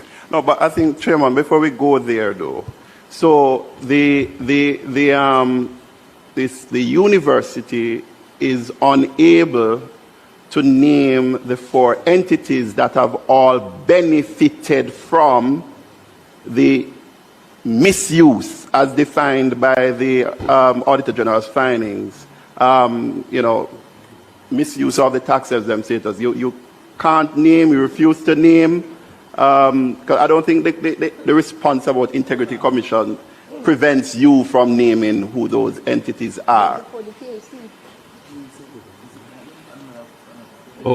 Okay, let me just answer the chairman's question and I'll come to you. I'm just making sure I get the correct spelling of the names. All right? I'll get in that. But the chairman asked what did the report from customs state, right? Third-party verification from the name company with the assistance of the CEO of that company. That one, the goods were imported and these are the dialysis machines.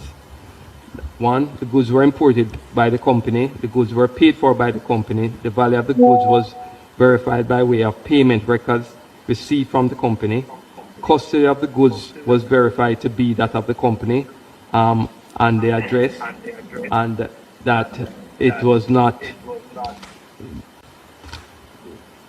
and the company confirmed that the goods were in fact imported for that company by the university.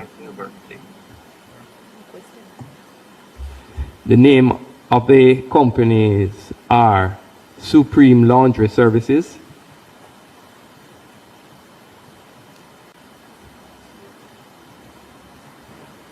Willman's Sales. What's that? Willman's Sale. Willman, WILLMAN, Sales, SALES. Scientific Medical Services. And Jack Den Limited. Thank you very much, CEO.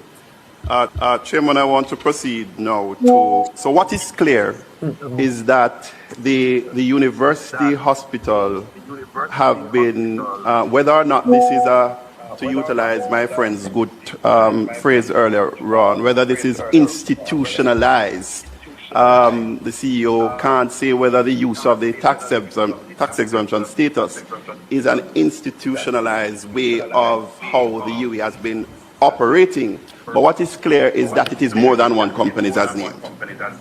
Secondly,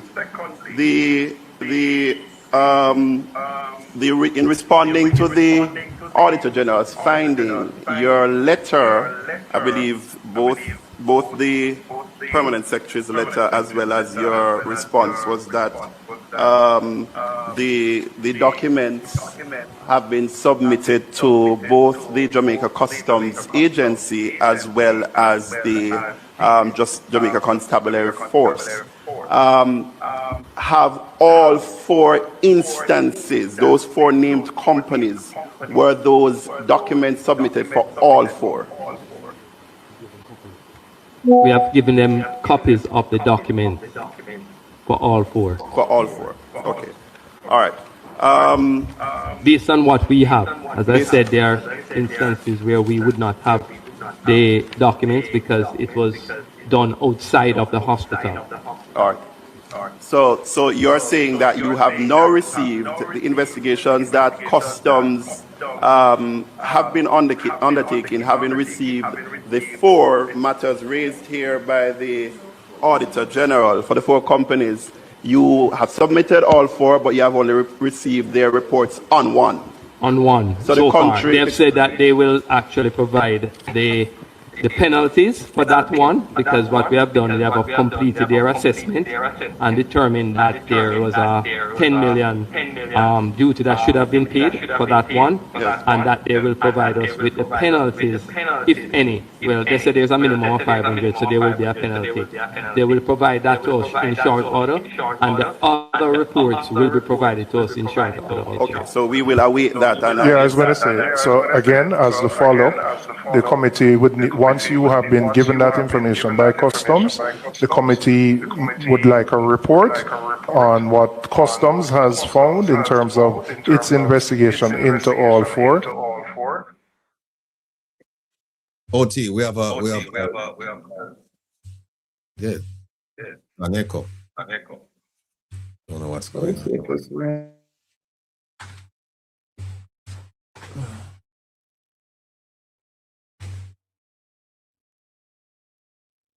Let's start it again. And whatever remedies they have recommended for those companies to deal with it, the specific breaches. Okay, just to be clear, Chair, Customs has made it very clear to us that they have nothing to do with those companies. We are the ones, the hospital is the one who they are holding accountable to pay all charges and fines. As to where we will get the money from, it is... I mean, that's fair. I mean, they didn't, these companies didn't, it's your tax Your exemption tax that was exempt utilized. status, that was it. It is a hospital name that is on the importation documents, and therefore they are holding the importer as being accountable. So that is why we want to understand, and that's why I probably have to come back, because it is not one company, it is 4. And this is based on the findings from the AG, who, as she said, it's a minute subset or sample that was taken of the operations of the UE. So we don't know if, as my friend said, this is institutionalized or if it is systemic. So that is why, Chair, we have to come back to see. So this is just probably the tip of the iceberg. But you see how my lady, my hearing, she look, Yeah. she know exactly what I want. proceed. In terms of deep diving a little bit. Go ahead, sis. What was that? Say the look on her face tells you everything. Oh yeah, she knows what's going on. She'll play chess and not play checkers, man. True. And I know you sir, are here only since January. I'm looking at page 10 of the actual Auditor General 72-page report. And there are a couple of things that I want clarity on. And this is as it relates to private company 3. And it is also related to private company 4, because By the way, people,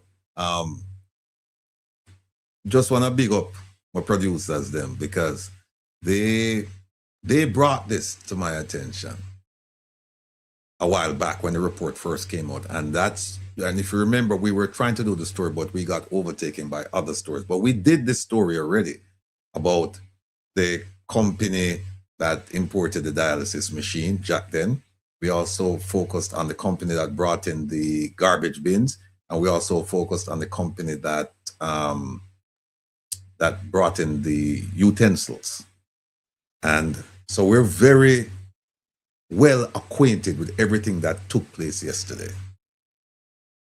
See permeating through this misuse of the tax exempt. So I want to understand a buyback, right? There is this buying back. So you give them the tax exempt, and then they went and procured or brought the stuff in, and then we are buying it back. Well, not we, the Universal Hospital is buying it back, sometimes tenfolds. So for example, waste bins for private company 4. It says here was valued at 6.6 million. The company saved 3 million by virtue of the tax exemption. So they paid roughly 3.6. but then the hospital bought back that from private company for 11 million. So I just want to understand. I want to understand why, as the chairman would have asked earlier, why didn't you just utilize your tax exemption? You see how my lady just sit back. She throw the explosive in the room and run and left them with it. You know? So no deal with it. Smart woman, brilliant woman. Exemption in the first instance to buy the thing. And what is this buyback about? There's also, I think, private company 3, cups and dishes. What? Imported for 1.4 million. And then the EU buy it back again for 6.9. So the country has heard about, and there's been glorification and publication around one entity when there are 4 companies, when it's possible it has been institutionalized and the utilization of the tax exemption is a convention and practice between the EU and its partners. But this buyback, what it is about and who is benefiting, because it's 1.4 and then buy it back at 6.9. So this company, private company 4, has made 3 or 4 times profit. Private company 3 has made 10-fold profit. So I just want some clarity on that, CEO, because it looks really bad, but perhaps there is some explanation to it that some of us can't really understand. Based on what you have shared, member, it would have, based on what you have said and what Auditor General has stated, it is extremely bad. However, I cannot tell you why it was done.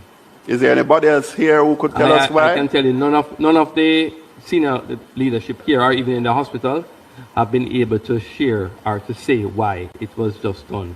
Why are we buying back? Who is making money? What is this? And who? Yes. Can we have a time limit? I mean, we're not here for the entire member. Exactly. No, I'm asking all my pertinent questions, Member Cuthbert. No, it's not critical. Member Cuthbert, we do have Parliament sitting at 2. That's and right. These issues have to be fully ventilated. And I'll give everybody an opportunity to talk. Everybody. Yeah, so there's nobody who can help us with this buyback to understand the rationale behind the buyback and who are the beneficiaries. The persons may purchase items and then sell the hospital and have their markup. And therefore, I only know. I don't know. Who authorized these buybacks, though?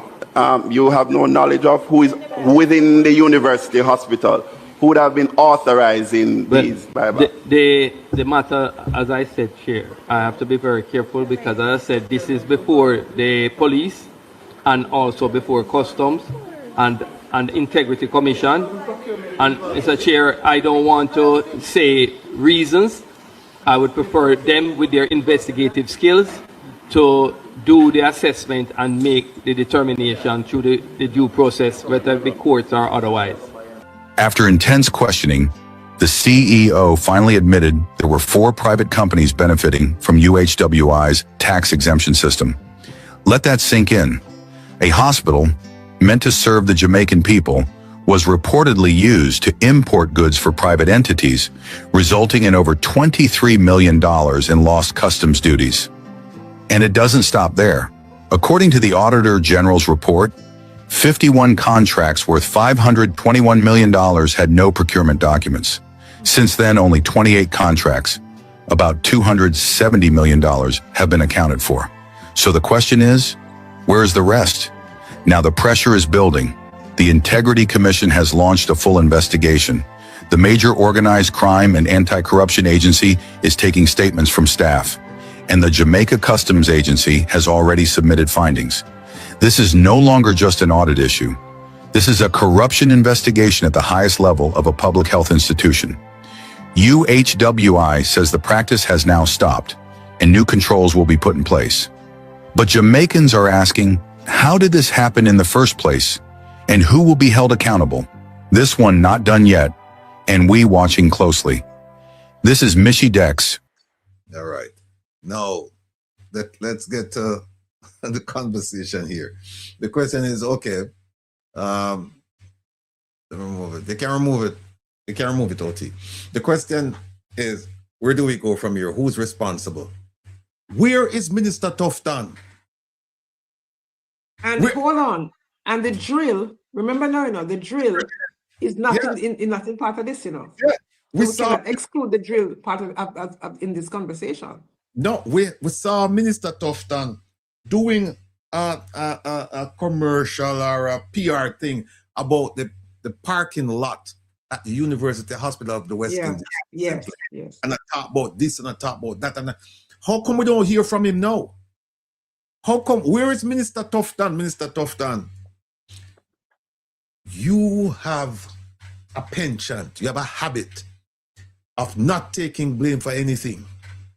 You said it all the time. You blame the patients, you blame visitors, you blame the doctors, you blame the regional hospital administrator, you blame everybody but yourself.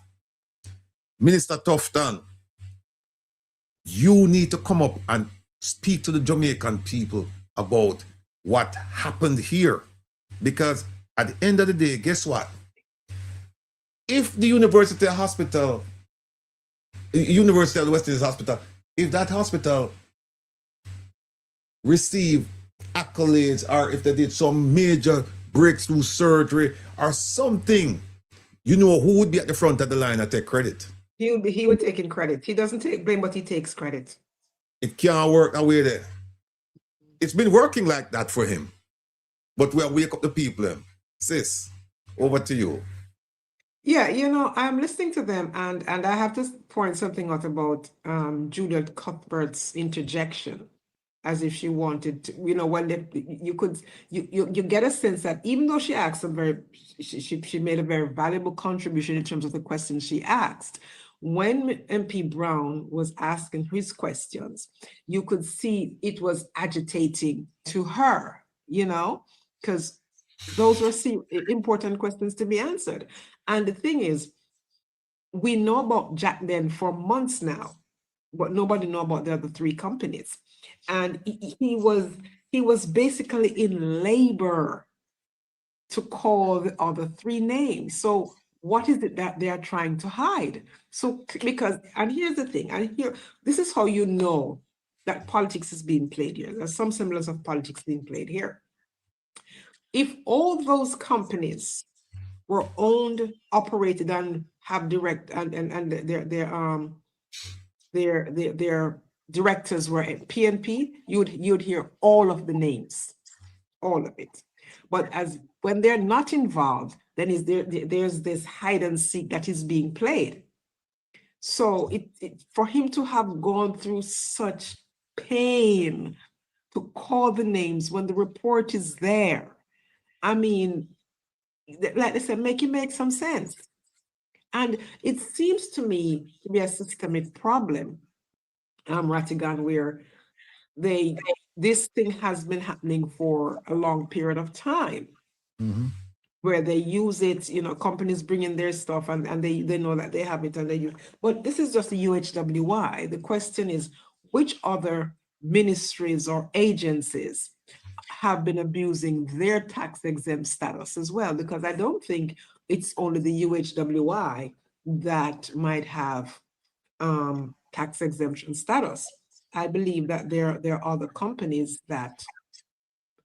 agencies rather, that might have it. Are they too abusing it? But I'm sure you're going to play the rest of it with the files disappearing. Yeah, Saturday. Right. And the thing is, this is just at the tip of the iceberg. These four companies. And remember now, it was the same Auditor General who talked about the misappropriation, money that are unaccounted for. And the Ministry of Health is in that group. Ministry of Health, Ministry of Education, Office of the Prime Minister. So you can understand why they are in this situation. And you also have to remember the market me situation. So, you know, there are too many scandals. Can't count them. Can't keep up. You see, folks, there's so much going on here. And that's why I encourage you. I'm begging you. I'm beseeching all of you, my people. Just go online and just Google standing orders. Read just one page a day. And whatever you don't understand, please come to class on Saturday and ask your question. I'm also asking you to pay attention to the PAC and the PAAC and the other committees in Parliament. I'm also asking you to familiarize yourselves with JAM's website. There is a ton of information sitting there. But you cannot be lazy when it comes to your welfare. You're not lazy when it comes to entertaining your spirit and your body. Don't be lazy when it comes to enhancing this. You might. The NAACP, they have a very, it's time-honored quote, a mantra. It says, a mind is a terrible thing to waste. Please, I'm begging you, get involved. Get involved. And I'm going to play that South African dialogue between the youngster and the elder. I'm going to play it again this Saturday, that little part of it again, to show how when you engage, you learn. When you engage on a certain level, you learn. So what we're going to do this Saturday is we're going to go back and we're going to go back and play some of this, and we're going to play some other parts as well, which we can't play tonight, and we're going to discuss it. And you're going to be very, very surprised at some of the revelations if you didn't watch it. That's why I would say you need to watch it. Well, at least watch it and come around and engage in the discussion. Become involved. I'm begging you. We're going to leave that right there. Time is at a premium. Now we're going to go to Rosalie Hamilton.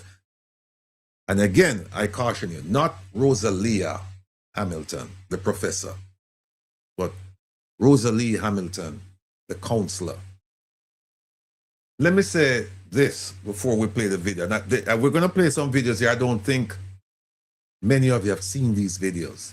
This woman has been crying out for quite some time. There's a video here that goes back to 2024. This lady is experienced. This lady is smart. This lady is politically savvy. She knows what she is doing. This is not a, they said Johnny come lately, meaning you're a neophyte, you're new to the thing. This is not a Jane come lately. This lady, and you'll hear it out of her own mouth, she was schooled in politics by her father, and then she came under the tutelage of former Prime Minister Edward Seaga. This lady talk up the things. Let's start out with this video. This was some time ago. And then we're going to play another one with her on the campaign trail. We're going to play the third video, which you're going to find all of them interesting. That my name is Anna Bullitt. There are gangs in the area that they choose to control turfs, and there's another set of gang that they are getting international funding to war, and then you have the other component where politics is involved. So that's what makes it so complex and hard to deal with, because it's a multi-faction problem.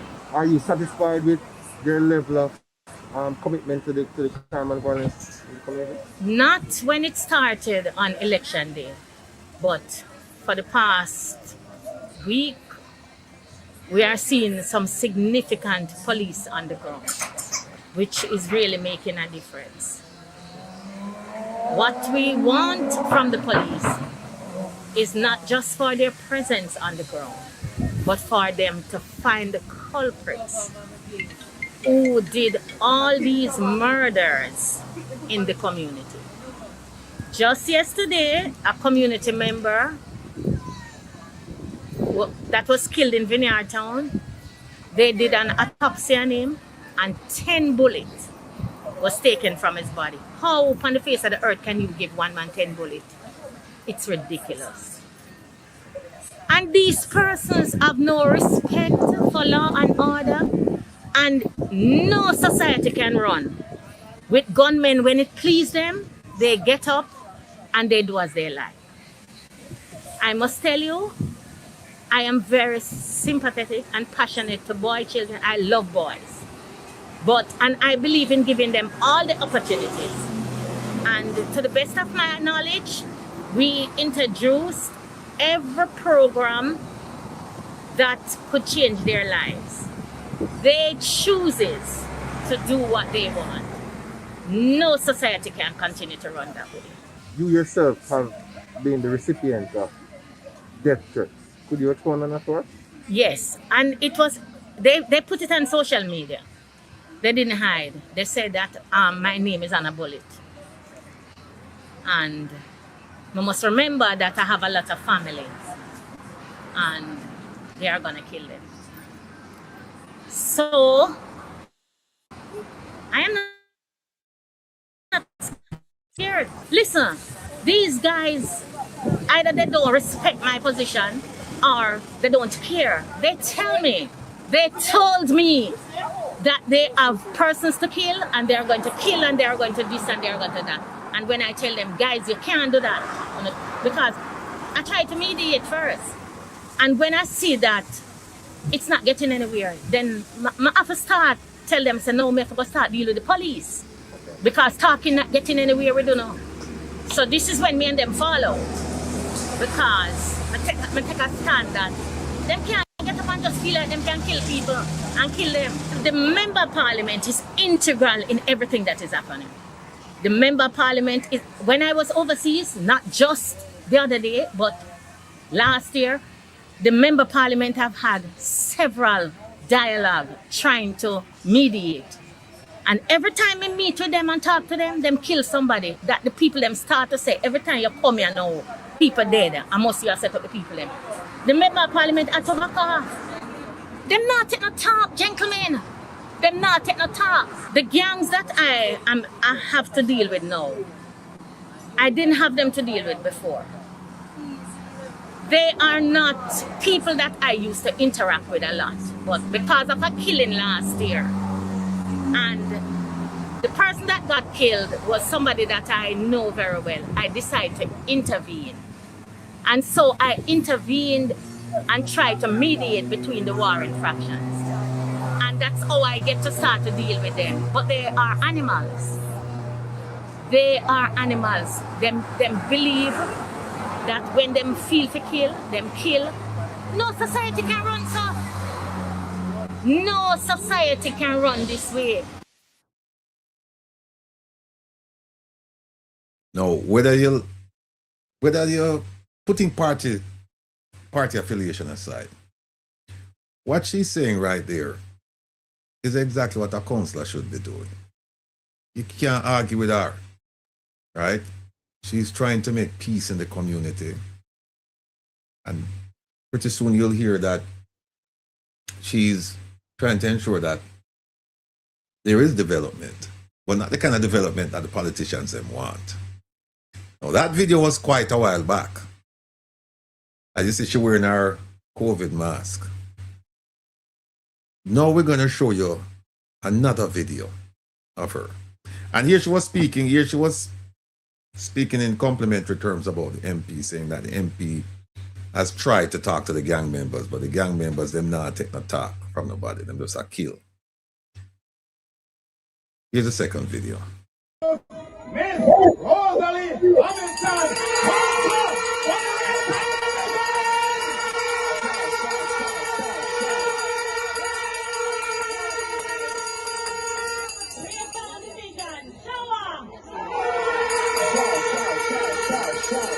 No, we are gonna finest beaten forever. One. thing won't get away. We're not buying into them. We're not gonna war. We don't keep independence. All we're going to do is stay vigilant and keep it safe. And when the day comes, we don't want to tears, but to vote them out.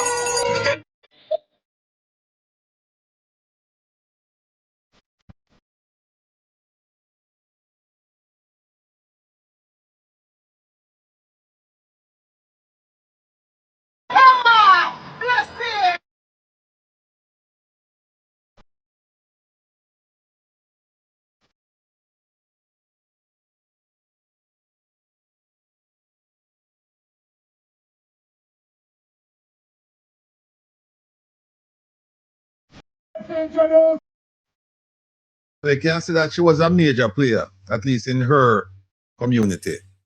So much so that the Prime Minister and I think that at the time that gentleman there, that's Mr. Williams, I think that's the brother. I think I them called Feather. But at one, I think he was the that's it, Donovan. That's Donovan. Okay. Yeah. No, it shows you how close she was to all of them. So when she started to speak, you could tell that she was coming from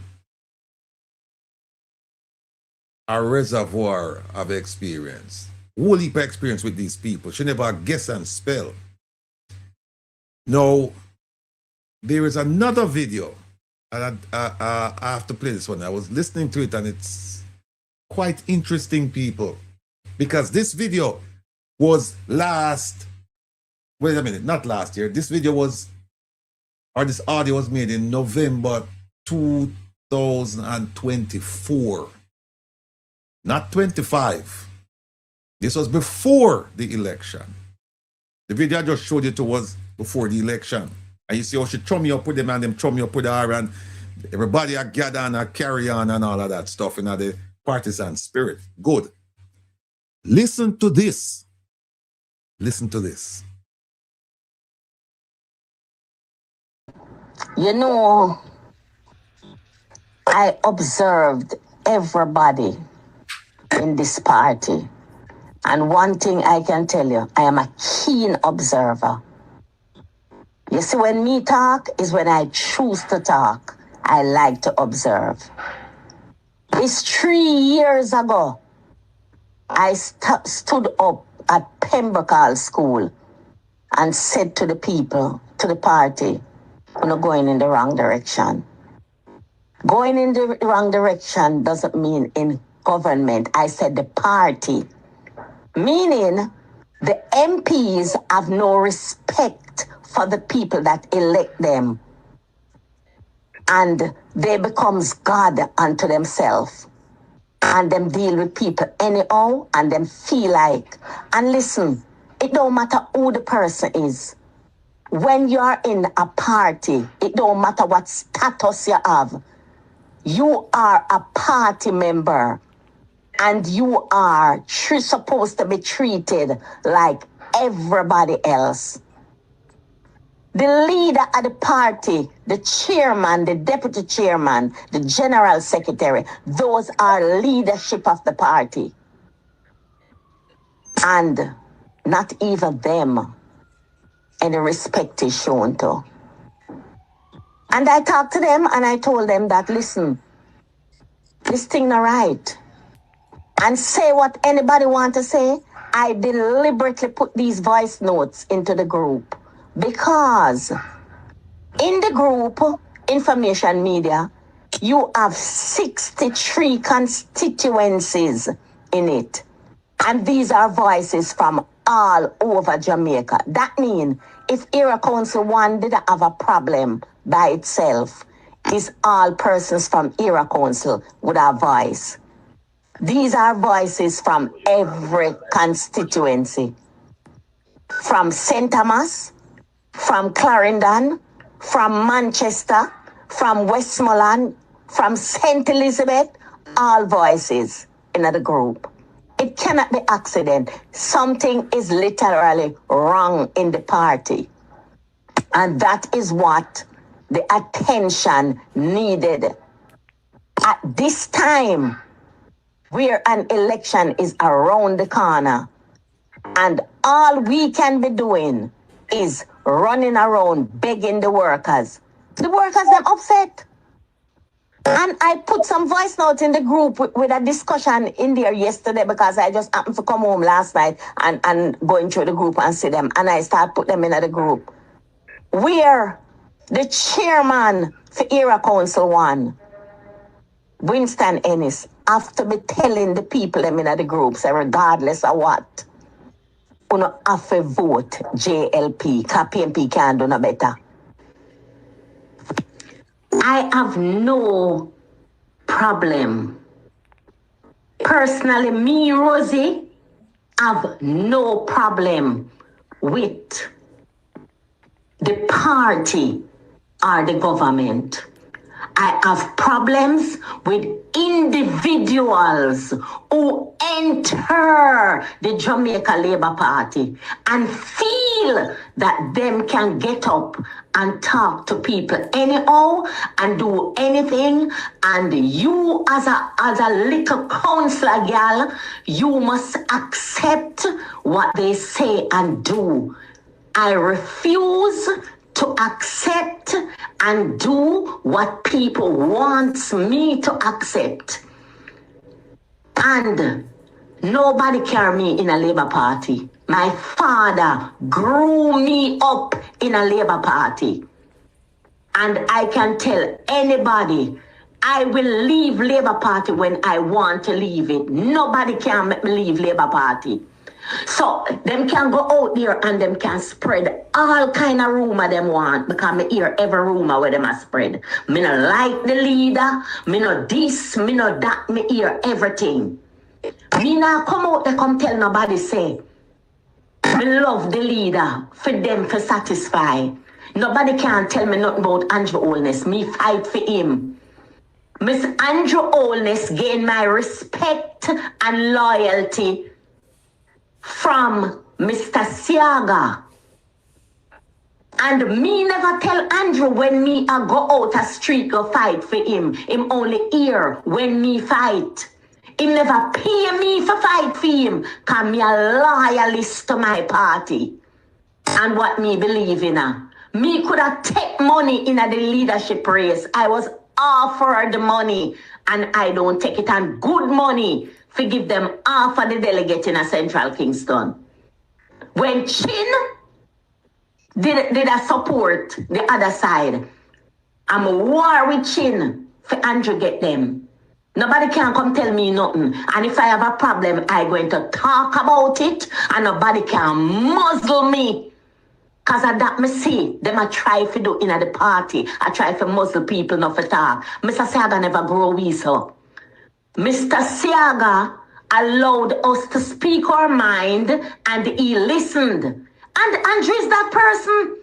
You can tell the Prime Minister, Andrew Holness, anything that you think.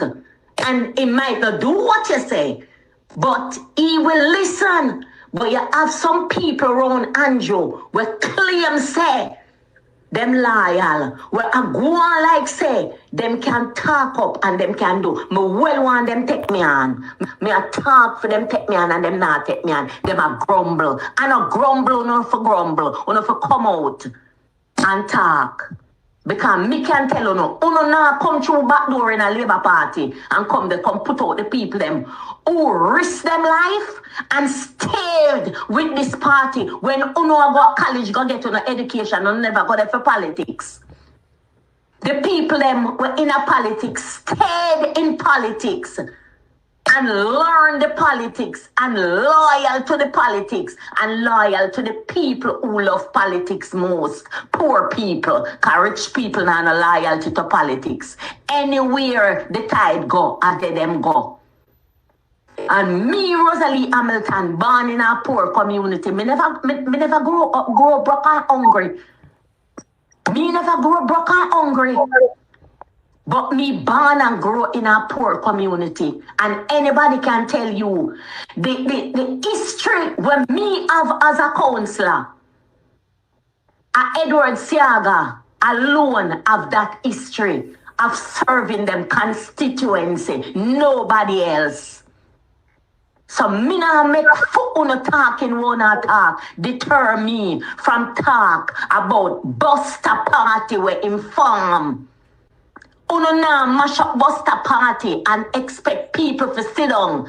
And because of our intellect, uno for come in, come do as uno like, and people for shut up their mouth. Uno can't make me shut up my mouth. And TC, the truth is, the party is gone. And I don't know what it will take to resurrect it. Because even in my own constituency, that, you know which part me upset with, Andrew? When I go to the party after 1 year and tell them what go on in the constituency, and it a mash up people like the one Delroy Williams. Him, if Delroy had taken a stand as the era council deputy chairman and Winston Ennis, and the deputy leader, Desmond McKenzie, he might tell me, say him never know them things that did go on in the constituency. Nobody told him. I don't believe him. Because a whole heap of constituency go to them era council and talk to them about the member of parliament them, and no action was taken because it's something the whole of them organized to do. To disrespect the people them and handle them like dog. And now election a come. The leader of the party have to do house to house. The leader of the party have to go up on platform and beg the workers them to support the party. That should never be. No leader, Labour Party never have to do that. When the MP them done damage up the seat them, Mr. Siaga fire them, run them way. So you can stay the talk. Can me not talk to, and me you for come talk to. You for talk to me and make me address them. Come here, wait for you. TC.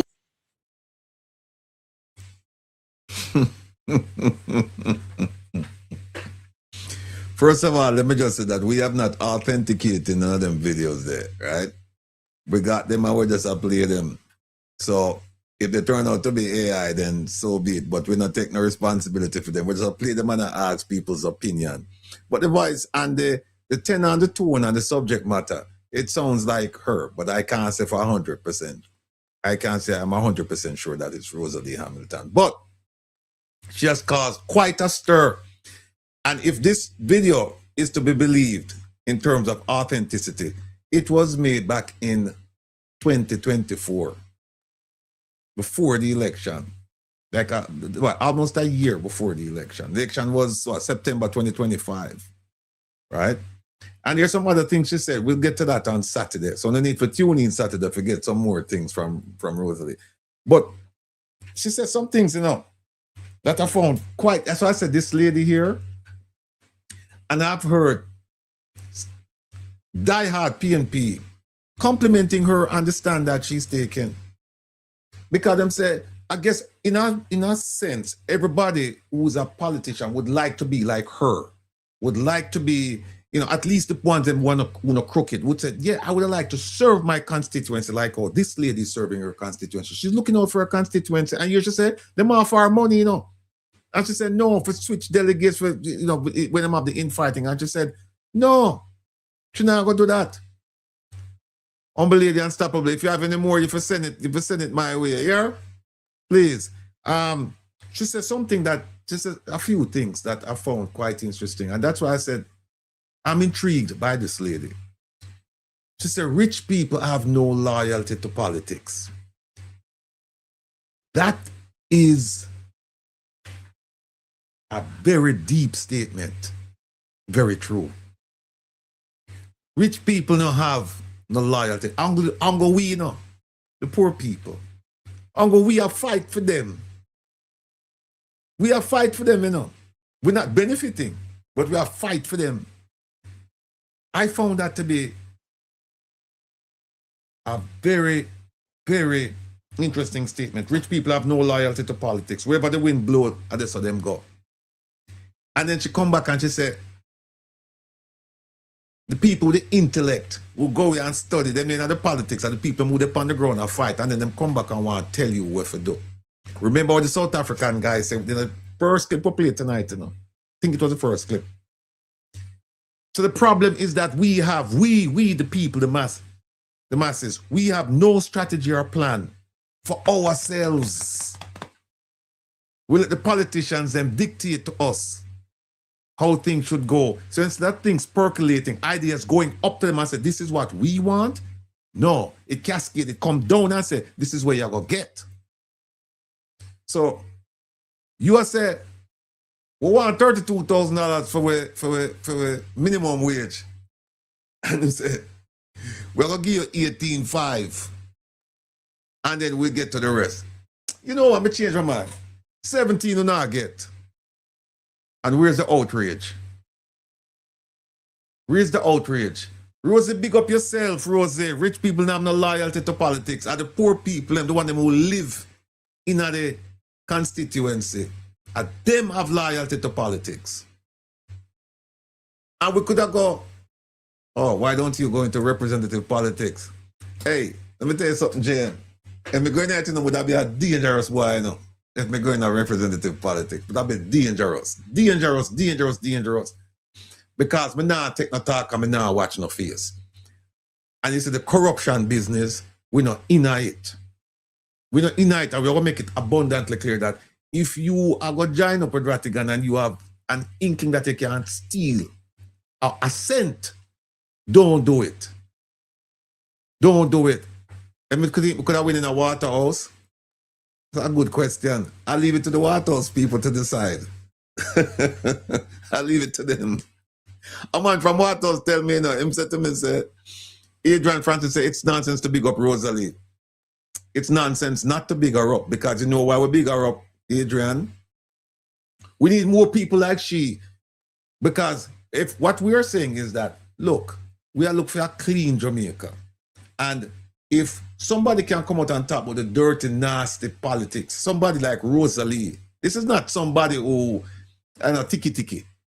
This is somebody who they write this up with them. And she can come out and say, watch out. And you hear what she said in one of her videos. She said, she are going to make sure, say, because of what Delroy has done and is doing to the people of her constituency, she are going to make sure, say, him no win. She could have played ball with them, and take the money and make them just do whatever they want with the people and things like that. So you have to give her credit for what she do. You have to give her credit for what she do. You might not support her in other respects, You might not support her. You might not support her political choice. But what you have to respect is her decision to expose what's going on with the political party. So we have to big her up for that, man. We have to big her up for that. And we are pretty fear to, because we don't want not to her, because the first video, you know what she said? Them said, tell her, say, her named upon a bullet. Think about if you had a Rosalie in all of the constituencies, somebody who said, we don't want the money, we just want you to take care of the people. And I'm sure you've heard the video where she said she get money to give one man 50,000 over here, so 150 over there, so one, and she took the money and spent it on the poor elderly in our community. And she said she not take the money. She don't take the money. Like I said, you don't have to agree with our politics, You don't have to agree with our politics. But you have to agree with our stand on politicians. You have to do that. Sis, come in. Yeah, I have a slightly different take on this Rosalie situation, because I've heard subsequent tapes, and I remember having a conversation with someone, and I said that, what is being done with you will one day be done to you. And I know she has been, she has had, things that she has said prior to now. But the truth of the matter is, she knew all along that Donovan Williams was a snake. So to campaign for him on behalf of him from to win a constituency, you know, you stand on your beliefs. And it doesn't mean that she has to go and support a member from the opposition, from the PNP, but she could take that stand and not support him, because she knew that he had no manners from the get-go and was being disrespectful. And you know, she talked about the crime, and what you have to understand, and what I've realized is that there's a desensitization around crime and young people in Jamaica. They're desensitized to it. Because I remember seeing some videos where there was gruesome crime and children just standing around looking as if they were at Disney. You know, so there's a desensitization as it relates to, you know, young people and how they react to crime and violence. And, you know, she did make a valid point about rich people not caring about politics. It's true. And it doesn't matter who is in power, they're fine. But the tribalism in the politics is what is eating Jamaica alive. They have to elevate the politics where people, like you said, know the issues, know what the issues are, be informed, be educated, be edified voters. Because if you're not, then this is kind of the thing, this is what the end result is, where you put people in office who don't care about you. And there's nothing wrong with being an educator, an intellectual person, and being in politics, because you can use that to elevate a certain consciousness and to have a conversation and to advocate for people from your position. Because we can use Isaac Buchanan as an example of being educated and a politician, and how we can meld both to craft legislation that will impact the people in a real way. And that is not to say that persons who are not academically accredited cannot do that. However, when you're educated, where you can read legislation, you can craft legislation, you can understand the Constitution, you can understand what is put before you in the Parliament, it makes a difference. So you can do, education is key. But she talked about going to the party to voice her concerns about the behavior of many members of Parliament and how that has tarnished the party, and the truth is, she didn't tell a lie. If it was Edward Seaga, he would have even kicked out Andrew Holness out of the party. And Edward Seaga would not have tolerated Andrew Holness as a member of Parliament in his party, as it is right now. Maybe back then because he entered politics in 1997. But I mean, as it is right now, as Andrew is behaving right now, I don't think he would have tolerated him in that space. But he talked about Ennis, Winston Ennis. Remember, this is the same Winston Ennis that, remember the Councillor Joy? She had attacked him because she thought that he was going to give the vote to the BNP. Hold on a second. Hold on there. Hold on a second. I want you all to know that I have walked away from the Jamaica Labour Party. I've walked away from the KSAMC. I won't be going down there to be sworn in. I have to protect my dignity. I have to protect my values, and I have to protect my family. Let me tell you something, Northeast people. This really hurt me. I'm going to talk. You understand? Because I couldn't believe any so that they do with this. You understand? Me couldn't believe and all where Ennis are going to say disrespect on this. And just because Ennis not get deputy mayor again, and Delroy get it. And if we say we are labor right, regardless of what, you not do your party this, and you not do your MP this, and you not do your constituency this, to care where you want to say. That means say you never had the Jamaica Labour Party 2020, and we are going to go down there, go sign as mayor, and one are going to be deputy, and one are going to be mayor, and two of them, the PMP them, and you take the seat, and you give the blood clot PMP them. I want to assure my fellow laborites and all of my Jamaican brothers and sisters that I remain a committed member of the Jamaica Labour Party.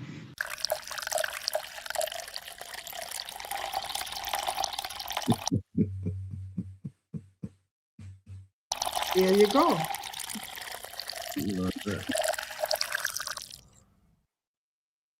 Family, welcome back to the channel. Andrew Municipal Corporation.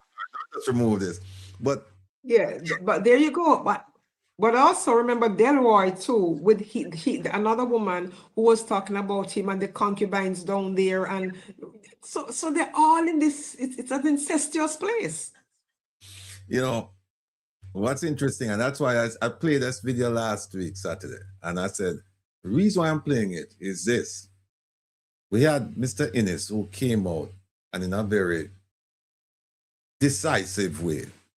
It was monotonic, it wasn't like fiery, but it was. He said, "Listen, I'm walking away from the party, no longer a member, right?"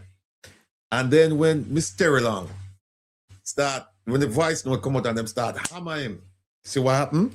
Because one of the things you say, I have to walk away to protect my dignity, I have to walk away to protect my values, I have to walk away to protect my family. And there was talk that he was going to leave and move to America. And we don't know what happened, but then all of a sudden he says, I remain a committed member of the party. I'm just hoping that the same thing doesn't happen to Rosalie. That whatever her position was, is, will remain going forward. That she will continue along this path to identify and expose the corruption that's going on, not only in her constituency, her community, but wherever she has knowledge that it's taking place. I just put this out there for her to understand that because she revealed a lot more than he did. Him just get jelly back. Him just never want to go down there anymore because, whatever the story is, But she, meaning Rosalie, she has come out in a very strident way. And she's saying, listen, enough is enough. Because remember now, folks, if you listen to the videotape, if you believe it was back then, November 2024, and in a later video, she said, listen, I left because of Delroy. Delroy called me in America and said to me, I am going to lose the seat. I need your help. And she recounted to him the reasons why she left. And he said, things will change. I promise you. Come home. We need you. And because of her strong affiliation to the party, because remember now what she said, her father groomed her and she grew up under Edward Seaga. She has maximum respect for those two men, her father and Edward Seaga. So it would be difficult for them to appeal to her and say, come, I'm going to change. Things will be different. That for her to say, me nah come. So that's why she went back. Now, somebody put in the chat, and I agree with them. You can say what you want to say about the messenger, but you cannot deny the message. You cannot deny the message. And we need more people like her to speak out on the corruption that's going on, regardless of the party affiliation. We need people to come out and speak, because remember what the man saying, remember, not even the man, the youngster said it in the South African video. Him said, we are failing because we have no strategy or plan for ourselves. We are let other people dictate. We have the puppet masters. We're like the puppet. They're telling us what to do. Until we start to, no. This is what we want for ourselves. This is what we demand. And either you DO or you GO. Either you do what we tell you to do or you go away. Until we get to that point where we feel so bold, we feel so courageous, we feel so strong-willed that we can stand up based on the principles and tell people what we feel. Until that day, we're going to see this, the fiasco that's going on right now will continue. Will continue. And that's one of the reasons why I've maintained that we need to change the whole system of governance and government in Jamaica. We need to change it. I don't believe in tinkering around the edges with it. We need to change it. And one of the things that I'm really paying attention to, and maybe All of you should just walk with me down this road. You know, we're not saying we're doing it, just an idea. We talk about it. Is this very simple proposition? How about having politicians live in the constituency where they represent? How about that? So that when the light cut off, for them light cut off too. When the water shut off, for them water shut off too. When there's a pothole and your car dropping out, for them car dropping out. Because now you have access. And look, that's one of the things about the American political system. You know, there are flaws with it. There are all kinds of problems. But one of the things that they maintain is that if you want to represent people, then you must live in that community. Because then you have access to them. It makes no sense for them to parachute people in when it's election time, and then you don't see them again.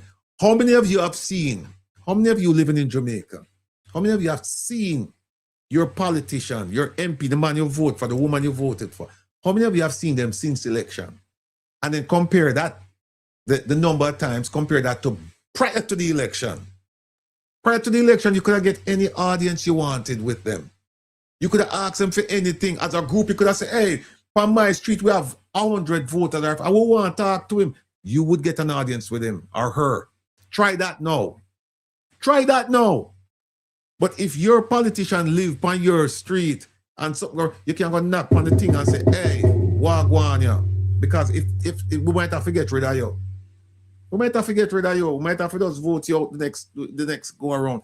So that's just one of the ideas that I'm thinking about. And I just want you to think with me, people. We're not trying to overthrow the government or anything like that. I'm just saying the system itself, the system. Saturday we're going to talk to you about the possibility of a constitutional crisis where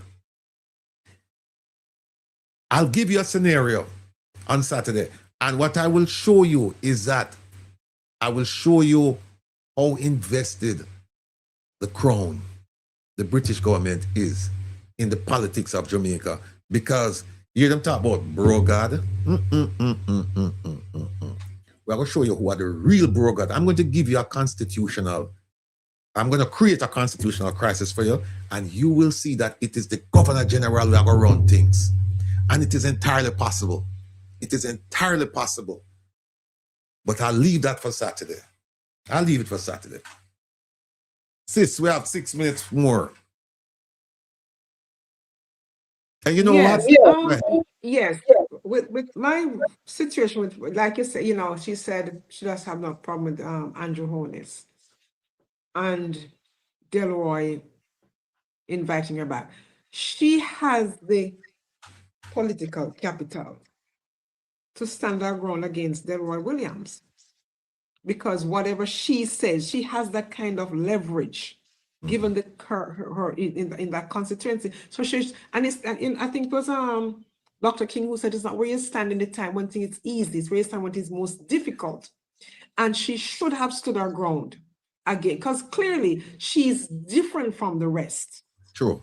Of the JLP members of Parliament. She's unafraid of speaking truth to power, because she's coming from the school of Edward Seaga, and she knows, and everybody, that he would have done things differently, and he would not be afraid to fire a member of Parliament. He has done it. So she's coming from that space, and so she has that sort of leverage that if she stood up then and said to the party, somebody else but not Donovan Williams, they would have had to listen to her, because she could have mobilized the people against him. So she should not have gone to support him. Oh, one quick member of Parliament. to say that, yeah, we've been saying, I've been saying it's Delroy, but it's actually Donovan. Donovan. His brother was Feder. Yeah. Feder who was feathering up down at KSMC while he was down there. Right. You see?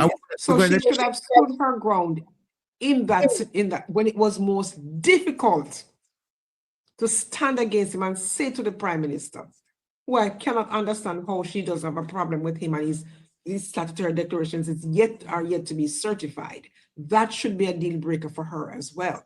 But be that as it may, she should use her leverage in that moment to say, no, find somebody else, find somebody else.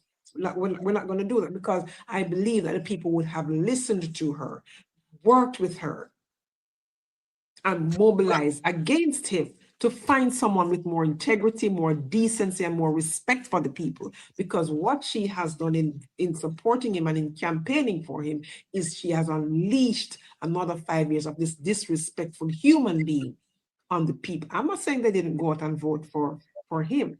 They made that choice, but she also worked to make that happen. Yeah. So she has, and all the things that she knew that happened, because I've heard other tapes where talk about burning down of places and selling homes to the things to MP, you know, all those things. So she knew of those things. So that's a background on which I'm saying, don't support him at all. Find somebody else. Well, here's Find the thing. somebody else. The thing is, I would like to have her sitting in front of me and then ask her the question that you asked, that you're posing, to say, look, you knew all of these things, and in your heart and in your soul, you knew that these things were wrong. So why did you continue to support him? And then listen to her answer. But the thing is, what I do is I take it from where we are right now, right? This is sometimes where you stand depends on where you've been sitting. And this is where I find her. I find her right as a no. So I'm looking at it going forward and saying, okay, she's now out and she's talking about all of these things. The question about, well, she knew about it prior and she came back and supported him after she said she left because of him. And that shows some collusion on her part. It shows some deficiency in her judgment during that time period, and that might very well be so. I would love to hear what she has to say about that. I mean, it's a valid point. You know, you talk about them burn down house, them seize land, and in fact, she say, you know, gunman, me know gunman, all of these things. So, you know, why did you continue to support him after you got out of his clutches? You were in America, so I understand the point. I understand it. So we'll see what happened there. Folks, listen, it's 9:59. We'd love to go on. And believe me, we have so many more things. I'm looking at my dashboard.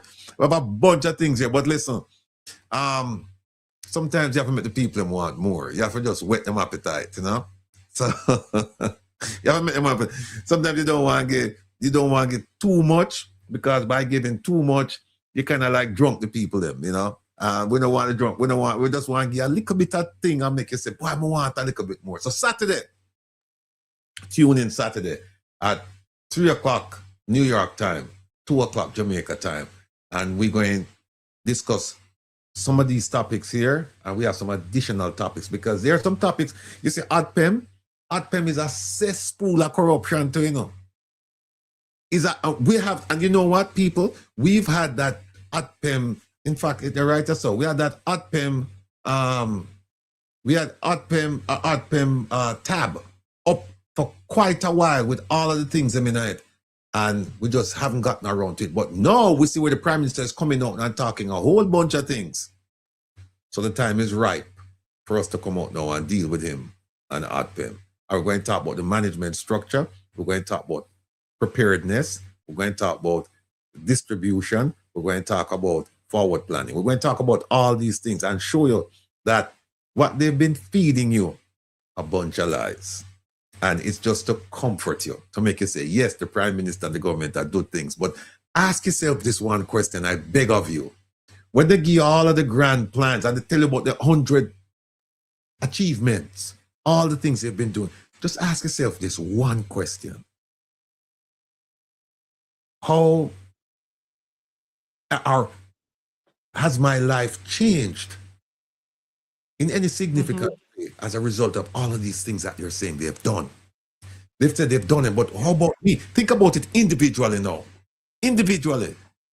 Just say, how has my life changed? Me. How has my life changed? Because if you look at it in a vacuum and you say, oh, Jamaica, blah, blah, blah, then you can say, well, it's not you, you not get it, but 10,000 people. Collective.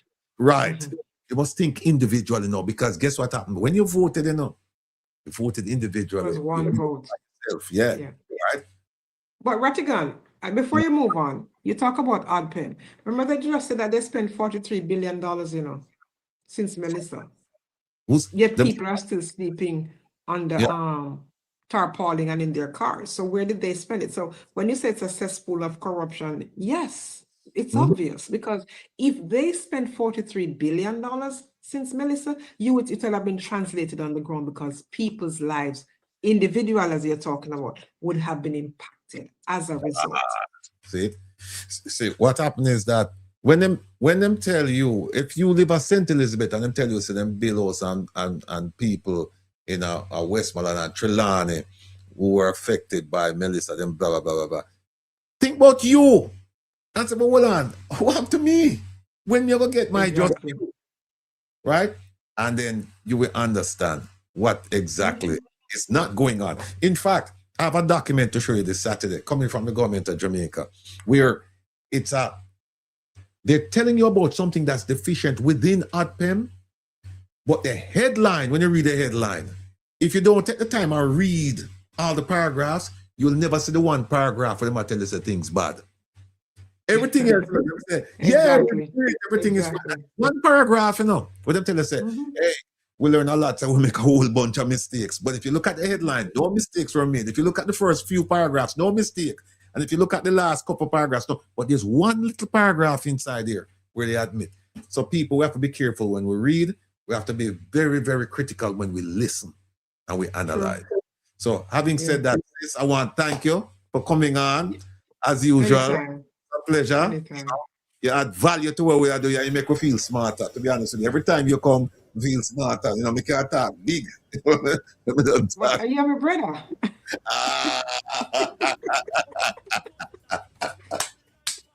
Let's see another word. So, Audit, people, God bless you, man. Have a good one and good night, everybody. Take care of yourself. All right, sis. A real strong soldier in a army. No simpleton can disarm me. Him fight for the people every day. Risk him life for the people every day. Get criticized for the people every day. Defending your rights, I saw him stay. Him fight for the people every day. Risk him life for the people every day. Get criticized for the people every day. Defending your rights, I saw him stay. Him fight for the people every day. On October 28th, Melissa, a Category 5 hurricane, turned her wrath upon our homeland, Jamaica. In the aftermath, thousands of homes were destroyed, lives, pets, and livestock were lost, and dreams and hopes dashed. Resilient as we Jamaicans are known to be, our brothers and sisters on the island need our help now. To this end, the One Jamaica Legal Defense Foundation, OJLDF, has launched its official fundraiser. Please donate generously at OJLDF.net. We are depending on each and every one of you to get the most needed supplies to our people at home. Go to OJLDF.net. That's OJLDF.net and hit the donate button today. Thank you.